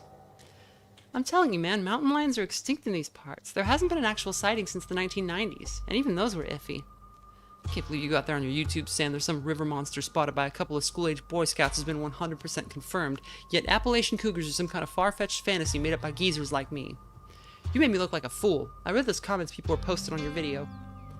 I'm sorry, Duke, I didn't mean to sick anybody on you, I just don't think it's plausible. You'll eat those words when I come carrying a mountain lion corpse out of these woods at dawn. And if you two don't want a face full of buckshot, I suggest you run home and stay out of the woods tonight. Okay, we'll go home. What? Good. I'm glad you got some sense. Still, I need somebody like that around. But I've got to film tonight. The video needs to be out by tomorrow evening so I can keep on schedule. If I miss an update, I might lose my new sponsor. And who knows what that'll mean for my career. No, Stella, we should leave. We should leave, and we shouldn't come back. You turn and wink at Stella as subtly as you can. She immediately picks up what you're putting down. All right, Duke, maybe you've got a point. Come on, Mint, let's go back to town. Maybe my viewers won't be too angry with me. Glad to hear you're finally seeing some sense, Stella. You two run along now and stay safe.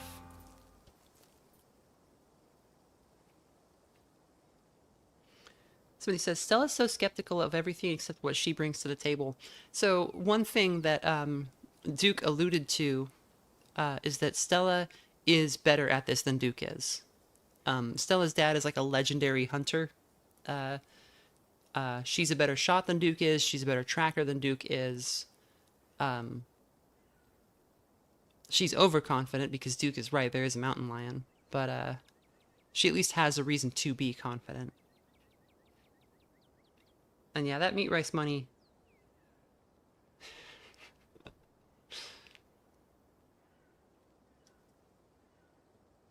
I was going to say, like, a single YouTube sponsorship is not that much money, especially on what I assume are some fairly short videos. But then I got to think, like, well, okay, this is Appalachia, so even if it's just like a couple $100, that probably goes quite a ways. And then if she's doing that on, you know, a video a week for... Well played, Mint. Really threw him off the trail by pretending we're going back to town. Also, she's... So, every week she goes out in the woods looking for a cryptid, but it's the same woods. She's not, like, traveling the country looking for cryptids, and cryptids are regional, and there's a few in Appalachia, but, like, she's got, like, Mothman here. Mothman's from Virginia. Skunk ape is Florida. Like, there ain't no skunk ape in North Carolina.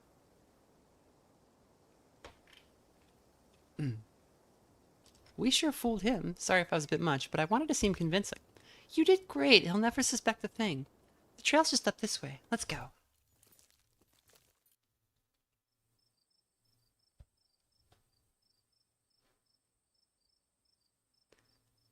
Yeah, she does own her house. Also, I imagine that if she ran into trouble, Tabitha would probably figure something out for her, even if they're not really, like, super close anymore.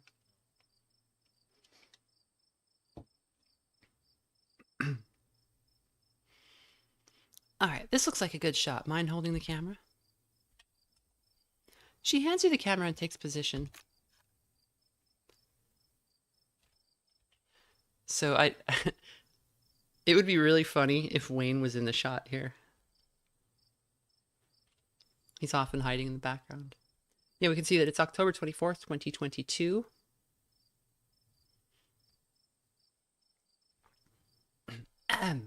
As night falls, my new assistant, the gorgeous Mint, and I find ourselves on a high hill in the Blue Ridge Mountains, where we'll begin our hunt for the elusive yet pungent skunk ape. Though mostly encountered in Florida, this possible relative of Bigfoot has been spotted all along the southeastern edge of the United States, including right in this very county. Here's hoping we get a glimpse tonight. We'll check back once we're on the trail. Until then, stay searching, Stellars. If you have talked to animals,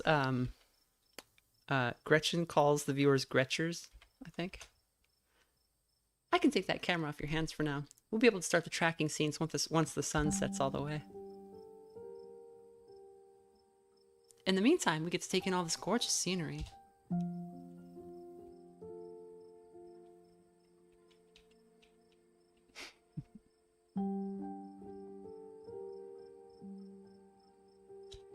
Life doesn't get much better than this, does it? I was just thinking the same thing. Your quiet moment with Stella is broken by a loud, percussive snort. Death has come for me at last. Goodbye, cruel world. No need to come to terms with your own mortality just yet. I'm sure it's nothing. Let's check it out.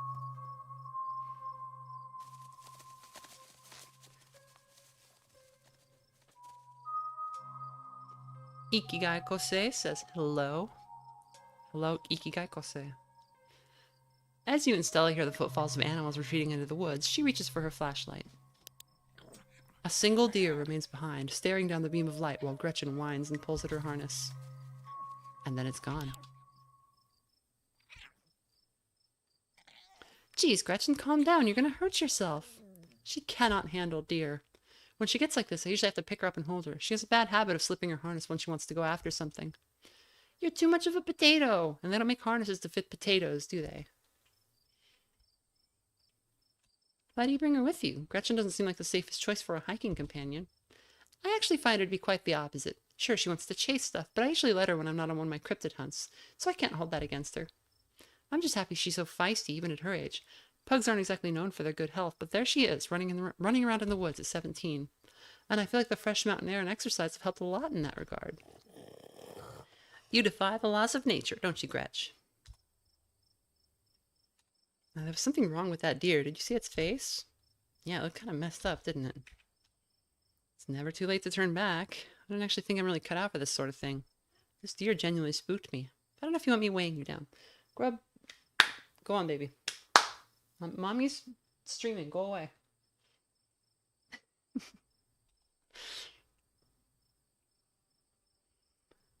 Ikigai Kosei says, first time here. Thank you for actually reading me. I'll read every message that I see from Ikigai Kosei now.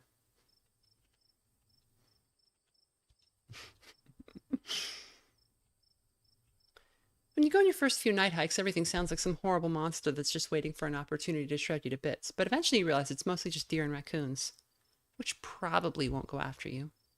Here, let's take a quick snack break before we get into tonight's activities. Maybe some food will help settle your nerves. As you settle down to rest, Stella breaks open a bag of assorted snacks. Unfortunately, it looks like there's peanuts in the trail mix.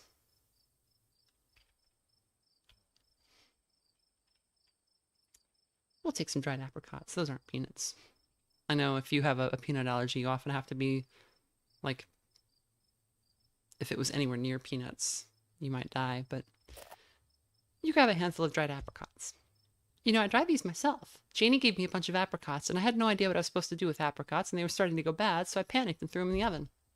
And now she keeps giving me more. Please, take as many as you can eat. I've had so many that I can't even taste them.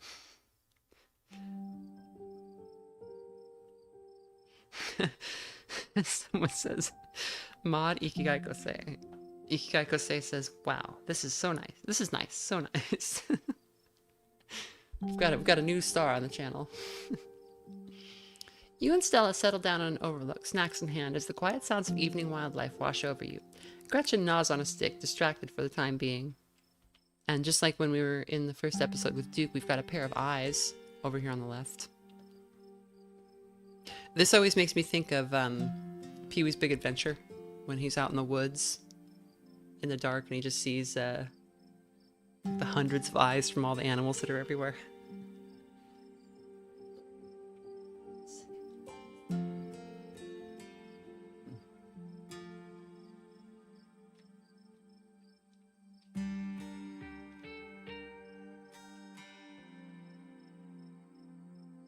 I believe you can just straight up die from your peanut allergy if you try to eat the anything with peanuts in it. Somebody said, I saw a thing that was talking about holding yourself hostage with the peanut butter sandwich in, or with the boiled peanuts in chapter 5 to get out of that bad situation. Let me walk out of here or I'll eat this whole bag of peanuts right in front of you. you and Stella settle down? Oh yeah, I read that. So tell me what it's like in Salem. Do you have a house, an apartment? Do you live with family, roommates, pets? Tell me what it's like to be Mint. We gotta pick one. We gotta pick one.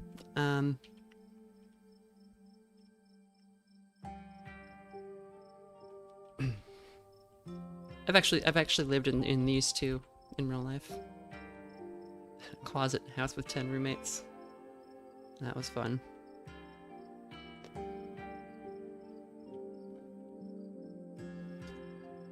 I live in an apartment with a difficult roommate. I didn't find this guy. An old roommate of mine had him move in. And then they just left and stuck me with him. He's not the worst roommate I've ever had, so I don't complain too much.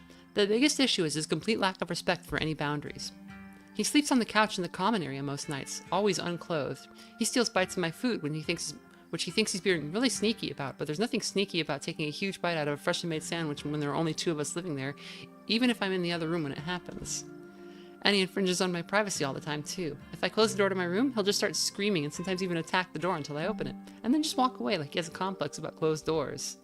Look at Stella's face. Which, of course, also means he doesn't close the door when he's doing his business, almost like he wants me to watch him. And, at least once a week he somehow misses and leaves these big pee puddles, which I always wind up stepping in.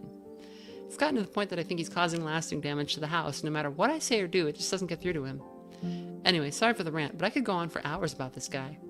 I mean, he's a cat, yeah, but he's a particularly horrible cat, and it's not like I can just give him away or something. That would be cruel. But he's a cat? Like an animal? Yeah, his name's Truck.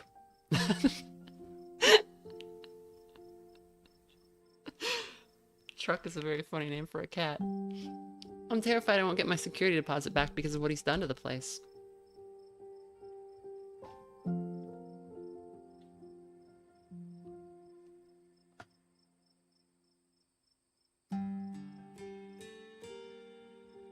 Ikigai Kosei says, hee, and big question for Worm Girl.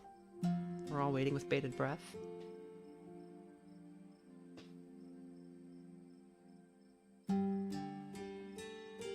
I am making a vocal mod for Fear and Hunger 2. If you could make a character in the game, who would I be? I think I could do a good Marina.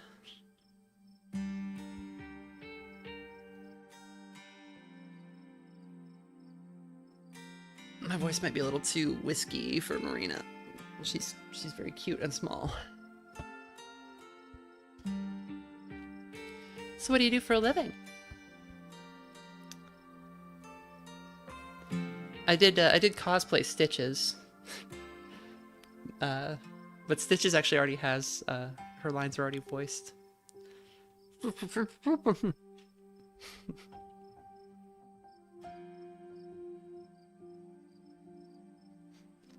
Ikigaiko says, I will prepare the lines for you. Yeah, I would honestly do that, no problem. It's kind of a lot of lines, but depending on how much it is to read. I guess I'm a streamer. I'm actually a streamer. Oh, no way, a fellow content creator. I guess we got a lot in common, Mint. What are the odds? What sort of streams do you do? I mostly stream video games. That's cool. I'll have to check out your channel sometime this week. How do you like it? I wouldn't trade it for the world. Most people I meet tend to raise their eyebrows when I tell them what I do, but I love it. It might not be much, but it makes me feel like I'm taking control of my own destiny. Believe me, I can relate. I don't think I'd give up what I do for anything. A crisp breeze passes over you. You can't shake the feeling that you're being watched. You scan the tree line, but whatever might be out there is nowhere to be seen.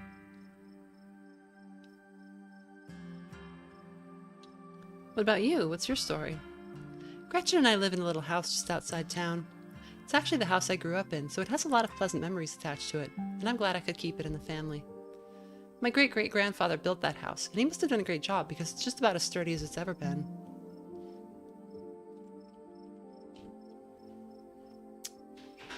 I gather your parents aren't exactly around anymore? Yeah, you got it. They died a few years back. But it's okay, I've done my mourning. Life goes on, and we still get to live in our beautiful family home, just me and Gretchen. Also, this scene was done... I don't remember if these drawings were done later, like redone later, if the scene was added later. But you can see how much like Abby's art has progressed between the time that this chapter was first done and today. That's just a great drawing of Stella. It could be a lot worse. I'm not gonna say it. What were they like? Did you get along? They were amazing. Two of the nicest people you'd ever meet. Interesting, too. My dad was a bit of a regional legend among hunters and trappers. He was always out in the woods on the trail of something, and we certainly had some interesting dinners because of him. He had to learn how to fend for himself since his family didn't have much growing up. He always made sure I had food and that I knew how to get it if I ever found myself too far from a grocery store. I could make us a pretty good salad with what's in this clearing if I had to, though it wouldn't exactly taste great. My mom was the local vet, the lady all the farms in the county knew to call if their animals were in need of something. Even the smallest mouse would get the proper care in her hands. I'm sure she's most of the reason Gretchen here is one of the oldest dogs I've ever met. So yeah, those were my parents. My mom died pretty recently, so I get it. It's alright if you ever want to talk about things. Oh, thanks, Mint. That's really sweet of you. How are you holding up?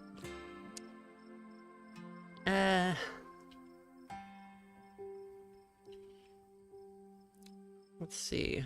We can actually get some information if we say, I'm okay, hanging in there. It was a long time coming, so it wasn't a surprise. I've kind of come to terms with it by the time it actually happened. And it's not all bad. She doesn't have to be in pain anymore. That's a relief. The hospital bills are another story, though. I can't even imagine how bad that must be. It's just salt in the wound at that point. So, Vivian, somebody alludes that Vivian died of cancer. We don't know that for sure, but she was, like, wasting away for a very long time.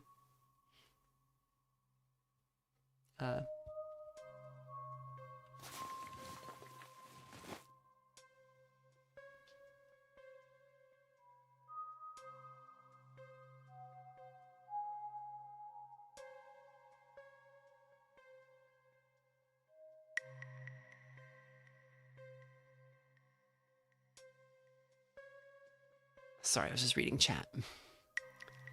Jesus Christ. Yeah, no kidding. Whatever made that sound? I've never heard anything like it, and it's close. Here, watch Gretchen for a moment while I check this out. You and Stella inch toward the tree line as she shines her flashlight into the woods. As you approach, a series of weak clucks call out from a nearby bush. Maybe Duke's birds weren't eaten after all.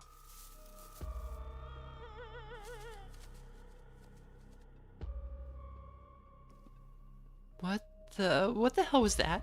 Hold on, I gotta play that back. Holy shit. I'm guessing it must be maybe 2-3 feet tall? Doesn't look hairy either, so I think we can rule out skunk ape. But whatever it is, it has one of Duke's chickens. Looks like it's headed north. Let's go after it. I was on board with this whole cryptid hunting thing back when I thought it'd be just a spooky jaunt in the woods. I never thought we'd actually, like, find something. Now's not the time to hesitate. If we're catching this thing, we've got to go now.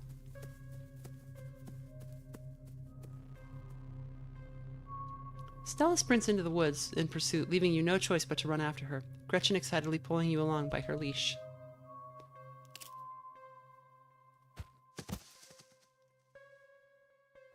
Ow! Are you okay? Huh. Yeah, I'm alright. I just tripped on something weird. So she tripped on Birdie. We saw Birdie a second ago, and Birdie's wing was fine, and now it's all messed up. Oh no, that poor thing. It must have been one of Duke's. Oh, Jesus, it's still alive. I guess we have to roll the camera. It seems we found one of Duke's chickens, folks. Hold on, let me do my... It seems we found one of Duke's chickens, folks, and she's not looking good. I'm hesitant to speculate, but she definitely seems to have some sort of growth under her skin. Could be a tumor, could be something else. Either way, I don't think there's much that can be done for her at this point. That's my YouTuber voice. Geez, I hope I don't get demonetized for this one. Wait, do you hear that? Stella, I swear to God, didn't I tell you to go home? Birdie? Birdie, oh no, what's happened to you, sweetheart? Duke, we just found her like this. I think there's something seriously wrong with her. Jesus H. Christ. There's something really wrong with all the animals we've seen tonight. No goddamn shit, it's like some kind of plague. Better not be contagious. Duke, we saw the thing that got a hold of her. I got it on camera, too. I don't know what it is yet. A gnome or something? You know there ain't no such thing. Let's look at chicken. You stoop down to look at the chicken. Don't let Gretchen too close. She'll try to take a bite if you don't stop her. You hold Gretchen's leash close to your chest. She seems nervous, squirming slightly against her harness. Its poor little chicken eyes look up at you, glazed over but still rolling around in their sockets with unfortunate life. The wing is barely still attached, but that seems to be the least of this chicken's concerns. Whatever got a hold of her busted her wing up too, little bastard. Yeah, what a bastard. Good God. At first you thought it might have been a tumor, but this is something else. The skin is stretched taut, the growth pulsing beneath. She could still get better. Maybe she needs that thing to pop and she'll be right as rain in a couple of days. Happened to me once, and there's not so much as a scar these days. I don't know, it kind of looks like there's something in there. Whatever it might be, you know better than to investigate this lump any closer. You've seen horror movies. You back away from the chicken, your curiosity eclipsed by your instinct for self-preservation. What are we supposed to do now? We're taking my bird and we're getting the hell out of here. As you, Duke, and Stella take stock of the situation, a sound begins to wrap around you. Gently at first, barely a whisper. But then a guttural moan. And then another, and another, until suddenly you find yourself surrounded by a chorus of groaning misery.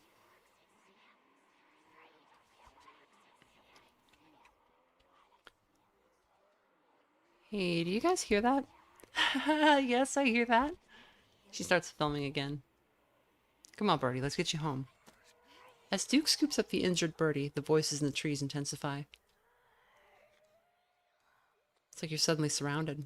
The strange sounds coming closer, growing bolder.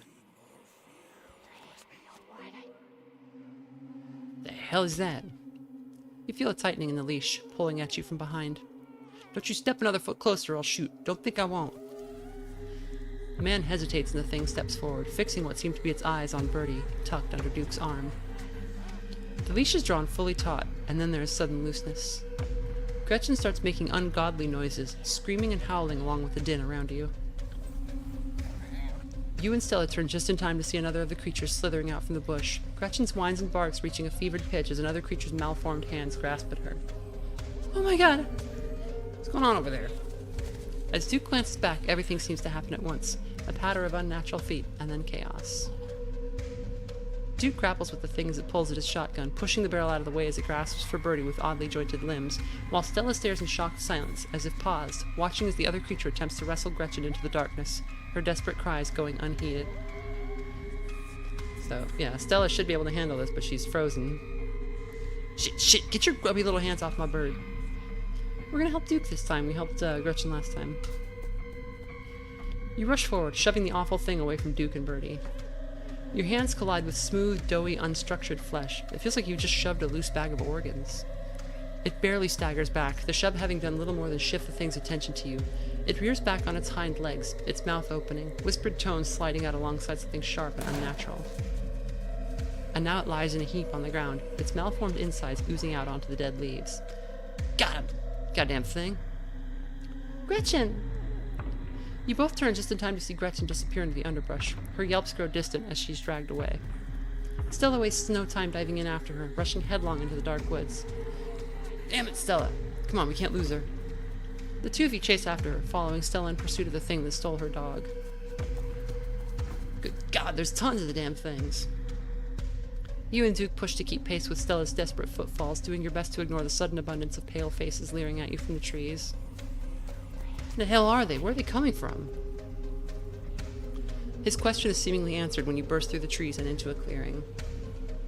Stella, too, was stopped by the sight and smell of what has been arranged here. She stands with you at its edge, overlooking the bizarre pattern of animal corpses, their rot flavoring the air. Gretchen is among them, with the newest addition to the ring, lying paralyzed and whimpering under one of the creatures. Its pale, doughy form is crouched protectively over its catch. It has already started its work. Gretchen! She tries to step forward, but Duke holds her back.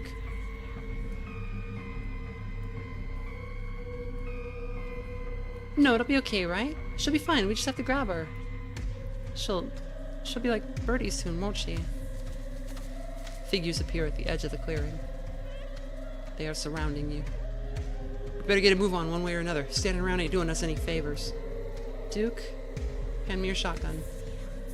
Shit. Duke cautiously hands the gun off to Stella. She levels it at her dog. She's not gonna get like that. I won't let it happen. Stella, you shouldn't have to do this. Let Duke do it for you. He knows I'm a better shot. You turn away, unable to watch what's about to unfold. She only hesitates for a moment before pulling a trigger. The shot rings out over the clearing. The creatures scatter at the sudden noise, and the three of you run as well, driven by the feeling they won't be gone long. Their voices still murmur in the trees around you.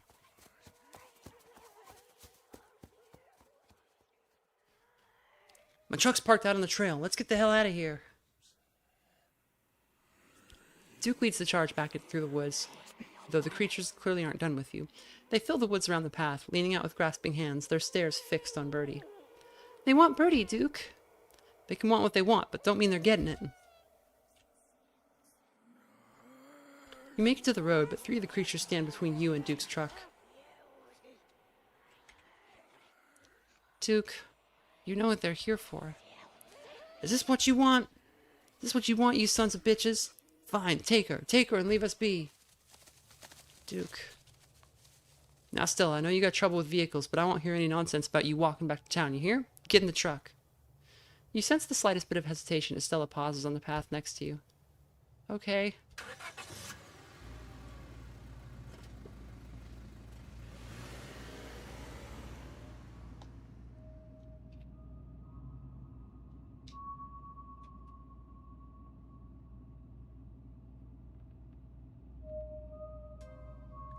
Looking at chat real fast.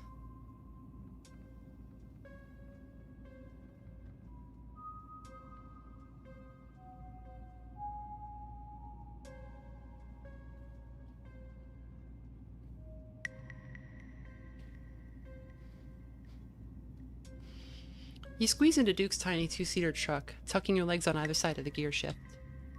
For such a gregarious person, Stella's eerily quiet right now.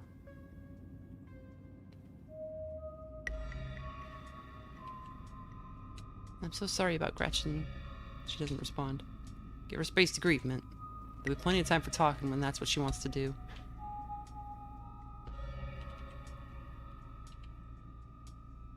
Alright, let's not say anything stupid. You let the silence continue, staring out at the road ahead. Every now and then you spot what look like pale, anguished faces peeking out from between the trees before vanishing back into the underbrush.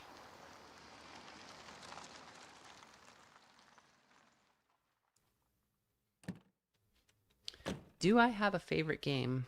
I mean, it's hard to say any one game is my favorite because they're like different, right? Like, this is not the same kind of game as like Silksong or you know, if you're in Hunger or something. Soon, the rumble of gravel beneath the tires gives way to uneven pavement, and the truck comes to a stop in front of a small cottage. I'm sorry, I should have said my favorite game is Cataclysm: The Last Generation, available on Steam for $5.99? $6.99? I don't remember what it is. Buy now. Buy now. Thanks for taking me home, Duke. Anytime. But Jesus, Mary, and Joseph, what were those things? I have no idea. I've never heard of anything like them. But I got a ton of footage. Nothing really clear, but it's a start. I better go check in with Bo. He'll be worried about me. You and your friends stay safe. Looks like those things didn't follow us, but, well, no point in talking about the butts. Just look out for yourselves.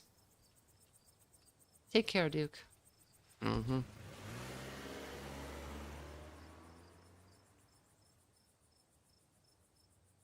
And here you are, back in town, away from the woods with no one but Stella in sight. I need to get a water. I'll be right back.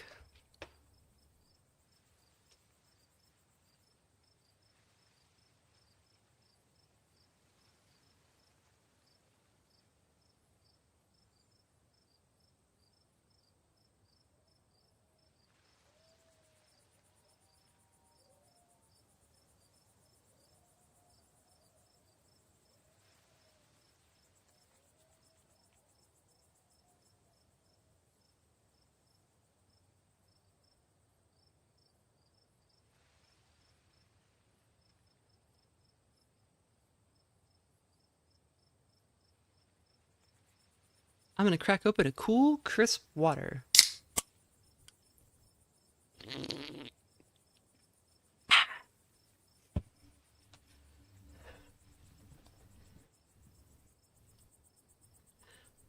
Blue Ethan 333 says, "What game was recommended? Just got here." I was joking about my game, Cataclysm: The Last Generation, which is a fork of Cataclysm: Dark Days Ahead. That is, it's a free game. You can get it on GitHub, but it's also for sale on Steam, in case you want it on Steam, with all of the automatic updates and everything. And here you are, back in town, away from the woods, with no one but Stella in sight. Your phone buzzes in your pocket. Now that you're back in town, you must finally have reception again. 6 missed calls from Tabitha, and 13 text messages. I'll text it, I'm fine. Your message sits unread. What? Oh, I think I'm in trouble. That's a lot of texts and missed calls from you-know-who. Maybe Tabby's just worried about you. God, what a mess this night's been. What do you make of everything we saw? I don't know. I haven't seen or read about anything like this. Although maybe. We've got to find out more about those things. The library doesn't open for a while, so any real research will have to wait until the morning.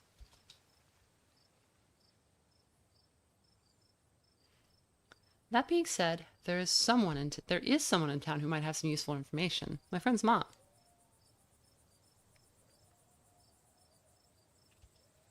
Her place isn't far. We should head over now before it gets any later. Let's do it. Cool, let's go.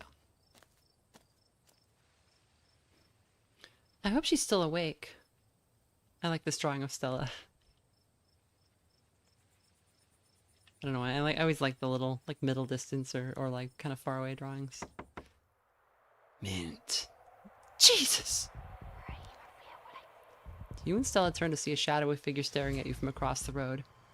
You didn't hear it approach. The boy. Welcome home. Before you can respond, the door behind you swings open. An older woman stands in the doorway. Go home, Wayne. I can't help you tonight. You look back and the figure is already gone, disappeared into the shadows of the night. I'm sorry about that, Stella. Some people just can't be helped. What brings you out here so late? And who's this? Hi, Miss Forsyth. This is Mint. Is it okay if we come in? Sibyl's name is Sibyl. Sorry, I'm laughing. Sibyl's name is Sibyl Forsyth, which always makes me laugh. Of course, of course. You're in luck. I just put on water for hibiscus tea. And for goodness sake, you can call me Sibyl. You're an adult now, after all.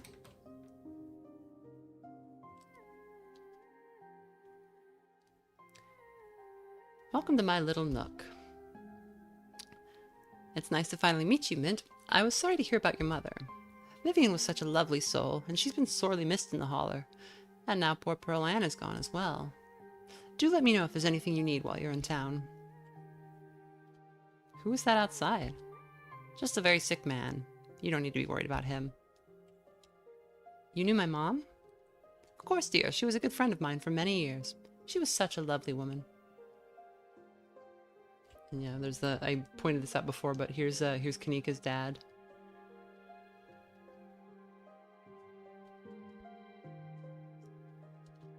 You should come by sometime. I can delight you with unsavory tales of her youth.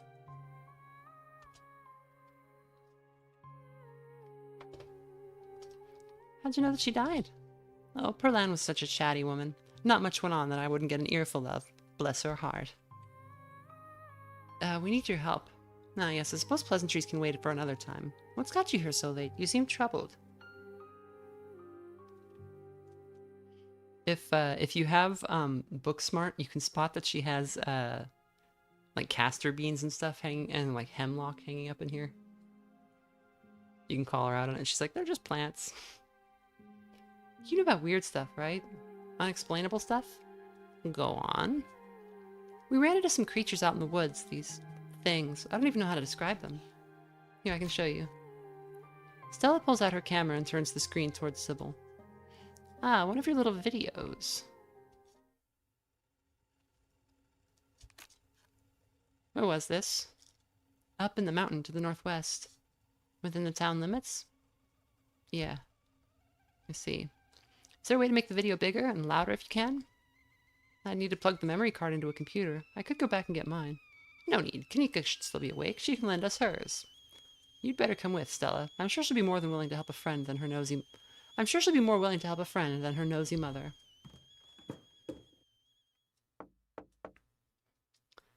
Kaneeka, come on out. We could use a little help. Come on out. We could use a little help. What, Mom? Oh, hey, Stella. And a stranger. A cute stranger. Oh god, I said nothing. I like her Sailor Moon pajamas. No, Grub, leave me alone, please. I have to... That's the stream, baby. You're just gonna want to go on the keyboard again, and that's bad. It's bad to go on the keyboard.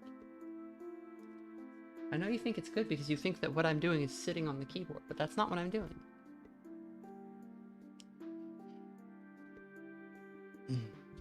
Hi, I'm Mint. Nice to meet you. I'm Kaneeka. They're Tabitha's cousin. Oh, right. I heard they were coming to town. It's a little late. Why are you two here? Sweetie, we were wondering if we could borrow your laptop. Stella and her friend have a video to show us. Okay, Grub is back in my lap.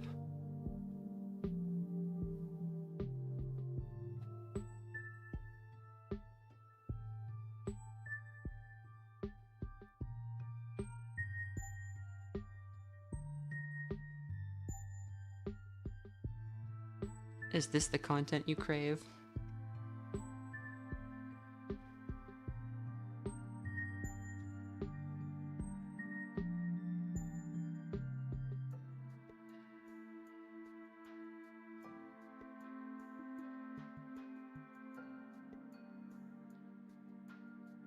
Gorb, why are you like this?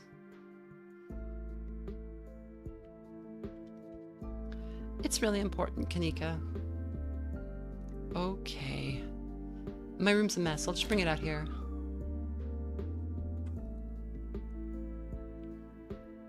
We can watch this without you, Kaneeka. I'm pressing play. Silence washes over the room as the video plays. Stella, what the hell is this? Did you film it? Was that Gretchen at the end there?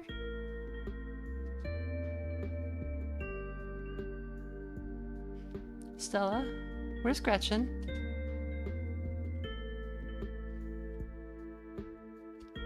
She didn't make it. I shot her, Kaneeka. Those things, they put something in her, and I wasn't about to let her suffer. Stella, I'm so sorry. It's okay. I'm fine. I just want to know what did this to her. My grandmother used to talk about pale creatures called ditchlings. She always said they were a terrible omen, a sign of suffering to come. So, in Chapter 5, to avoid a spoiler, I'll try to not spoil this too hard. There's a scene where you're talking to Sibyl, and you see a sudden flash of like something terrible happening.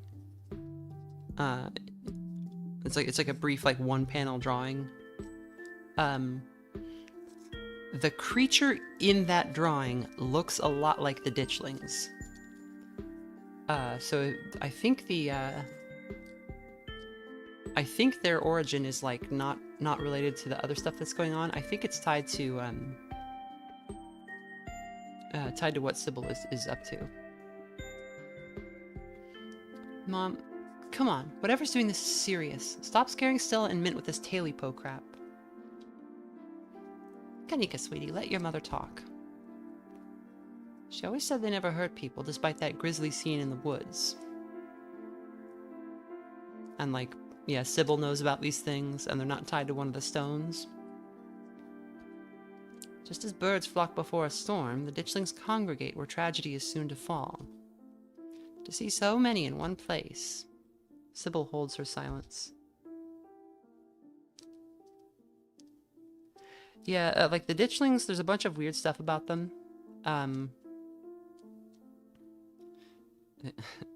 Grub. But they do look like the creature you see in that shot, and so I think they show up whenever Sibyl is going to do the thing that she's trying to do in Chapter 5. And I think that's why Sibyl knows about them and talks about her grandmother here. They're like a separate disaster from everything else that's going on. Jesus, Mom, haven't they already been through enough? Do we really need the spooky window dressing? What if it's important window dressing? Okay, I know when I'm outnumbered. Kaneeka has a point, Stella. Calling this magic is an easy out and jumping to a wild conclusion. The only things we know for sure are that the unknown creatures in the woods is that they're unknown about the unknown creatures in the woods is that they're doing something to the local wildlife. Did you see all those open wounds at that spiraled nest? I'm wondering if they're using animals to incubate. There weren't any growths there, so they must have popped at some point. Oh dear, I'd forgotten entirely about the tea I'd put on. Let me fix you up a couple of cups. It'll help soothe your nerves. And then Stella here is like, I don't know, it's getting late and I should let me get some rest. Like, just immediately as soon as tea's mentioned, she's like, I'm out. I ran them ragged today with all the hiking and running through the woods in terror. I can stay up, this is important. Okay, maybe it's that I'm eager to go home and start doing some research. I'll ask around on my usual forums to see if anyone has any information on ditchlings. Is that what you call them? That's right, you go on home now and do try to get some rest. Don't stay up all night on the online. Let me get you some of my house-made peppermint tea to go. It really does wonders to soothe the soul. Bye, Stella. I'll see you tomorrow, okay? And call me if you need to talk. Thanks, Kaneeka. I'll see you. Bye, Mint. I don't know for sure that Stella is not drinking the tea, but I think if it's probably because Tabitha doesn't drink it. I think there's probably like a hints for which characters do and which characters don't. It's excellent iced or warm, though with the nights getting chillier, warm will probably be best. Helps wake up the bones. Be careful out there, both of you. Sibyl turns and closes the door behind her. Alrighty, let's call it a night. Mind walking me home? And here we are. You're welcome to stay the night if you want. So, if you have hot, you can actually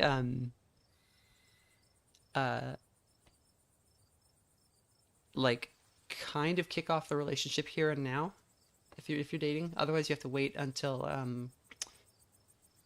day 3, I think.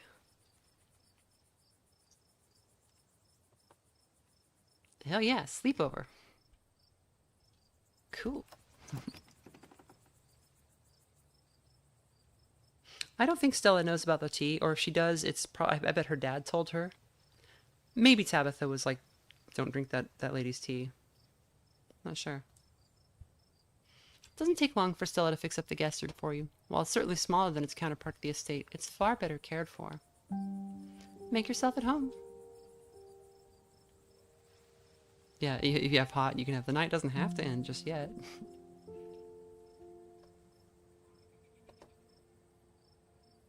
Are you gonna be okay after what happened with... I'll be okay, Mint, but I don't want to talk about it right now. You know you didn't have to do all this, right? You don't have to worry about that. I'm glad the guest room is finally getting some use. But yeah, you can see that someone said Stella's really good at masking. I think she's like compartmentalizing in a very unhealthy way.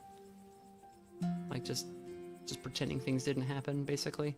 So she doesn't want to talk about it because that makes it be real. What do you make of all this? Gosh, I don't even know where to begin. Those creatures are out there and they're doing something horrible to the local wildlife. I know some of the things Sibyl said were a little wild, but if she is right and they are an omen, maybe we can change things and stop whatever's brought them here before it happens.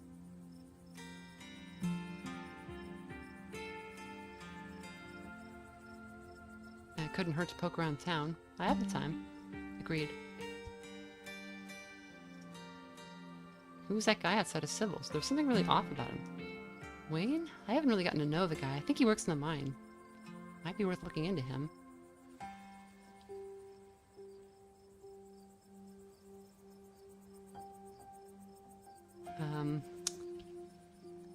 So we're going Kaneeka, so we're not gonna take advantage of the hot thing here. Alright, I'm gonna hit the hay.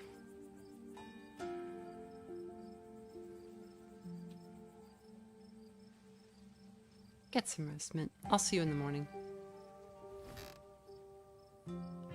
From the comfort of Stella's guest bed, the events of the past evening seem like something that happened to someone else, though you can still clearly picture the terror you felt in those moments. For now, you're safe and you're warm. Eventually, the sun will rise and chase away the monsters and make them seem like nothing but bad dreams. Maybe tomorrow, if you're lucky, you'll wake up in the normal world and have a relaxing week in the mountains with a new friend. It's a nice thought, but deep down you can't help but worry that things will only get worse. From behind closed doors, you can faintly hear the sounds of quiet sobs.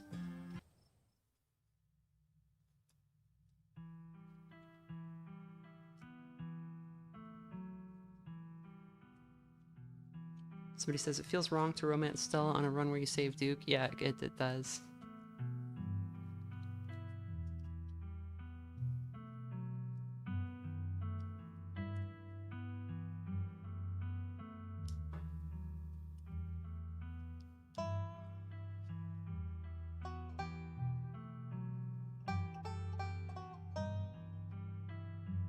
I do like Stella, though. Her romance is really well written.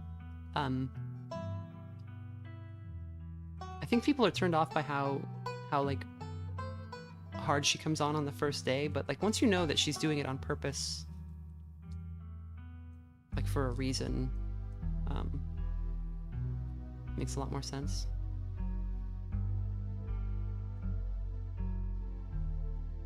Also, again, people tend to like misread her character because they don't understand that like she's supposed to be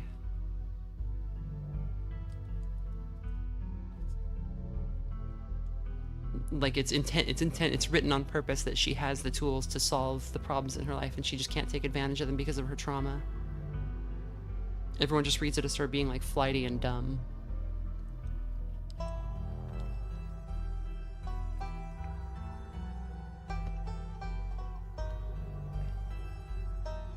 Ruben Montero says, even if I save Duke, no romance for me at all. That's right. The only relationship I need is my personal relationship with the Lord Jesus Christ.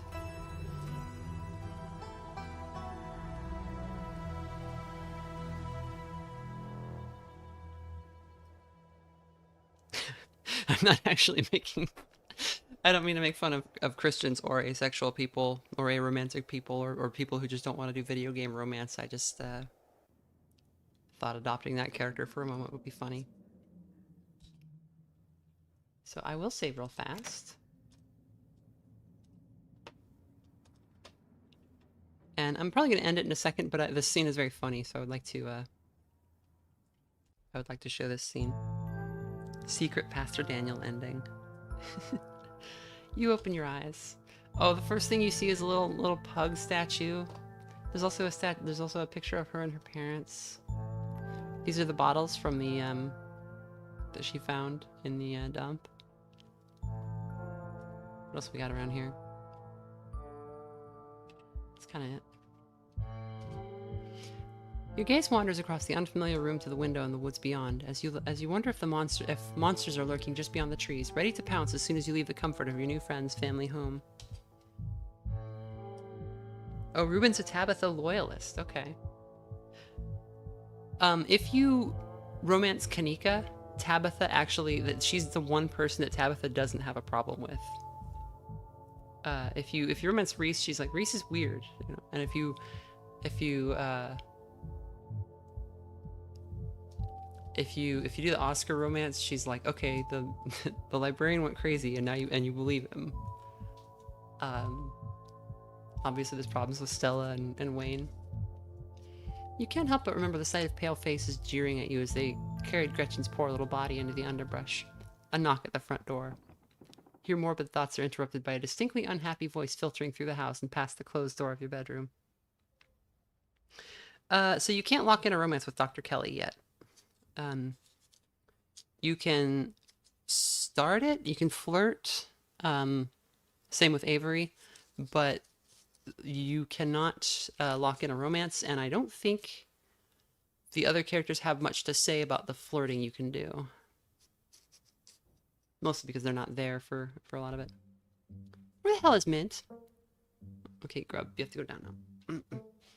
Oh, hey, Tabby, there's a fresh pot of coffee on the table if you want to come in. No, I'm just here to check in on my cousin. Let's make this quick. I have a lot on my plate today. You're barely decent. It might be mildly scandalous if people saw you like this.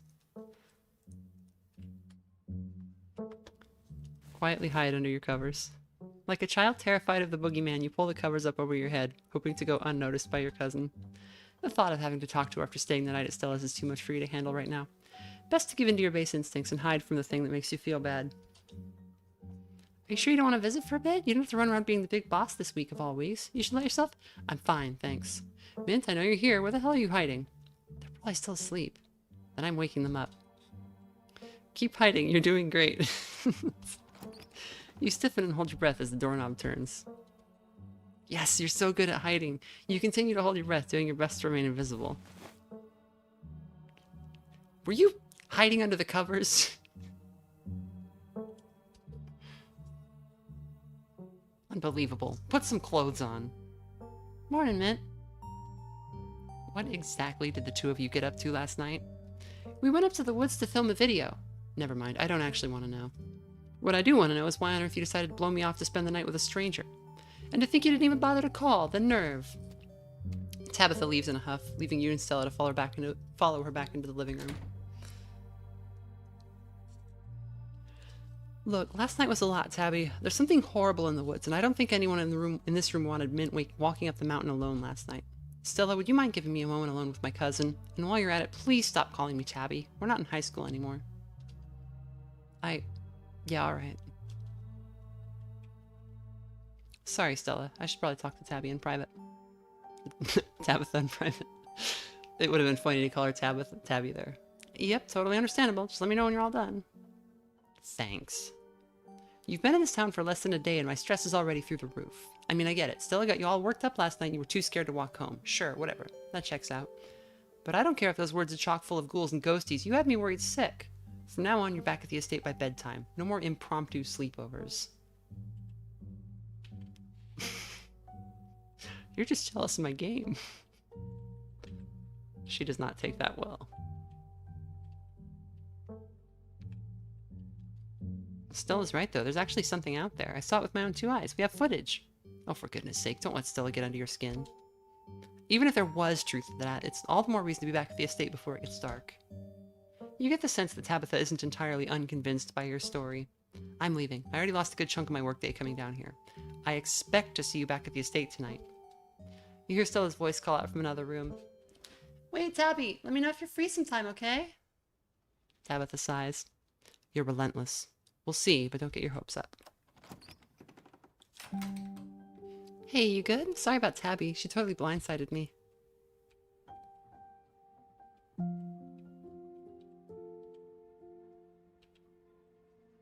I don't regret anything. I don't regret staying here, but you're right. That sucked. And it's not like I didn't let her know where I was.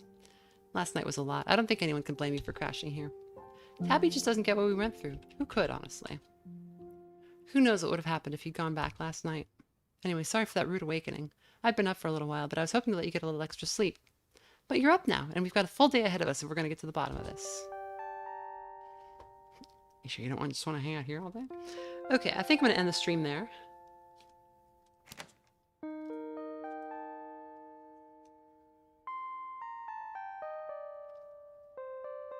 I will thank you everybody for tuning in. This one was a little shorter, but it's because I got a late start. Grub bit me, and I got an infection in my hand. So I had to go to the doctor and get antibiotics, and one of the side effects for the antibiotics is insomnia. Which is something I've always had a problem with, so... I've just been getting like 2 hours of sleep at a time. It sucks. So she didn't... She bit me. I was like asleep and she bit me. I was like lying in bed and I opened my eyes and she's looking at me in the dark because she sleeps next to my pillow. Like I have a big bed and there's like a spot right next to the pillow that she likes. So that's her spot and she sleeps right next to it. And yeah, I just woke up and I look and she's staring at me with her head like turned completely sideways and her ears flat against her head and her pupils fully dilated. Like it was just like Satan possessed her for a second.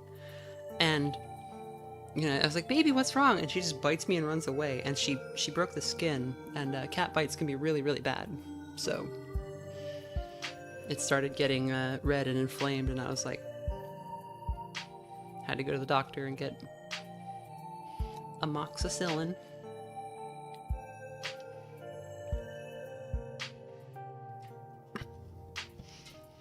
Yeah, I think she was just, I just like hadn't played with her enough that day, and so she had energy, and cats don't know how to deal with their emotions. She wanted to play, and I was going to sleep, and that was not correct. Thanks everybody for dropping in, and to the members and the donos. It makes a big difference right now.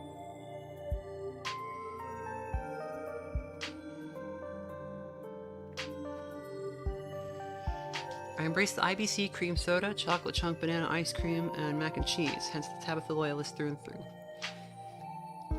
I just appreciate a girl who wears boots. I don't know if the devs realized like what the fan base was gonna do when they saw Tabitha.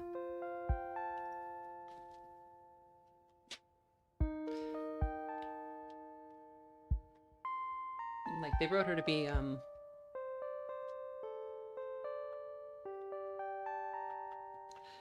to be unpleasant, but they accidentally made her unpleasant and three-dimensional. So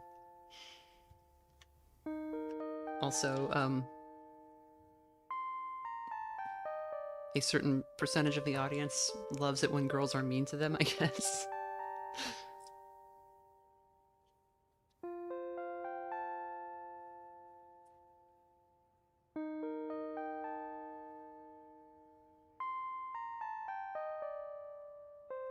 Okay, but Stella's house is really nice. The estate is horrible.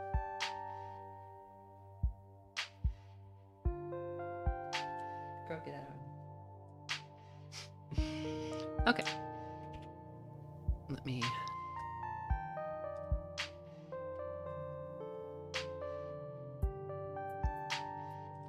Here we go. Thanks again, everybody. Is there a way to max out Stella's romance and also have a good relationship with Tabitha, I wonder? Yes, there is. So, it's really hard. You basically have to... It's much easier if you take Hot, because you can start Stella's romance early. Because normally to get Stella's romance going, you have to ditch Tabitha on day 3 to go hang out with Stella. That doesn't preclude you from having a good relationship with Tabitha, but it makes it difficult. And also I think you have to tell Tabitha that you're interested in Stella, and not have her like find out by surprise later. And there's only a couple of opportunities to do that, and one of them is on that day 3 hangout with Tabitha. So I think if you take Hot and flirt with Stella early, it might be possible. And then when you go find Stella, with Tabitha on night 4. And then the next day, you can go to meet her at the office, or you can go to Stella's house. And Stella's house actually makes it easier. You go to Stella's house, and Stella then calls Tabitha and has her come there, and you confront her together at that point. And I was able to talk things to a pretty like neutral point. There's actually an achievement called can we go back to the way it was last night? Something like that.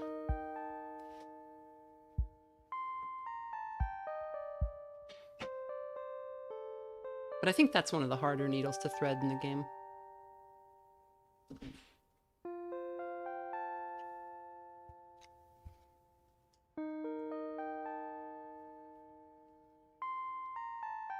Someone says the estate reminds me of my grandmother's home. Yeah, I'm told that my some of my family was like old Louisiana aristocracy, like only spoke French, and had some kind of a giant. I don't know if it was. I was always told it was a plantation house, like definitely like old, like Southern gentry kind of thing, but just in the middle of the swamp in Louisiana, just getting devoured by kudzu and stuff. I'm sure it's long gone now. Everybody in that side of the family's dead.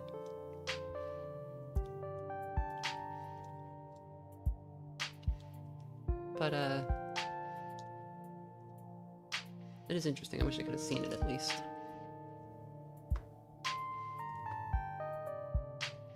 Yeah, Turtle Bomb says, I've heard it's possible to get a win in the Chapter 5 conversation, even with Stella there. Yeah, so I think to do that, you have to get the that's the, can we go back to the way it was last night achievement.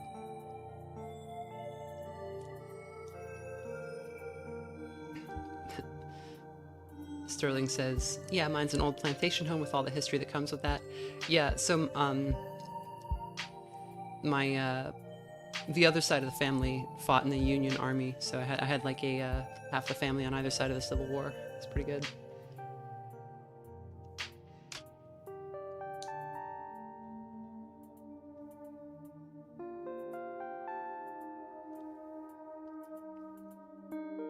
Yeah, if you're doing a Stella romance, she actually really comes through on day 5. She can get in a physical altercation. She would like attack Wayne and try to fight him. She's like, if your relationship is good and you've kind of got her to have kind of opened her eyes about things, she's like, yeah, you're not going back to the estate ever.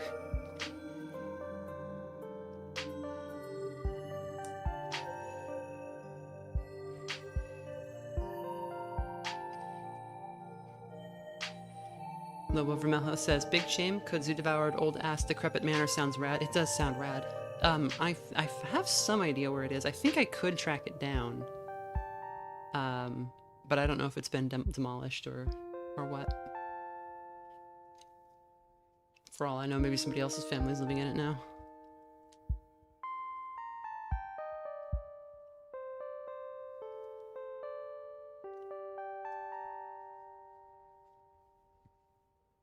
Okay.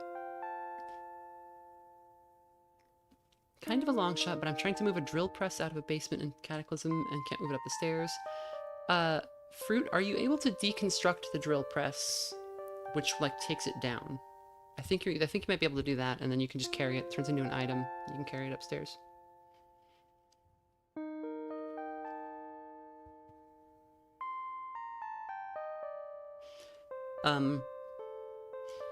If that doesn't work, Fruit, then what I would do is I would just debug spawn a new one up the stairs. Because it's not like you shouldn't be able to take it up the stairs. It's just the code doesn't support it.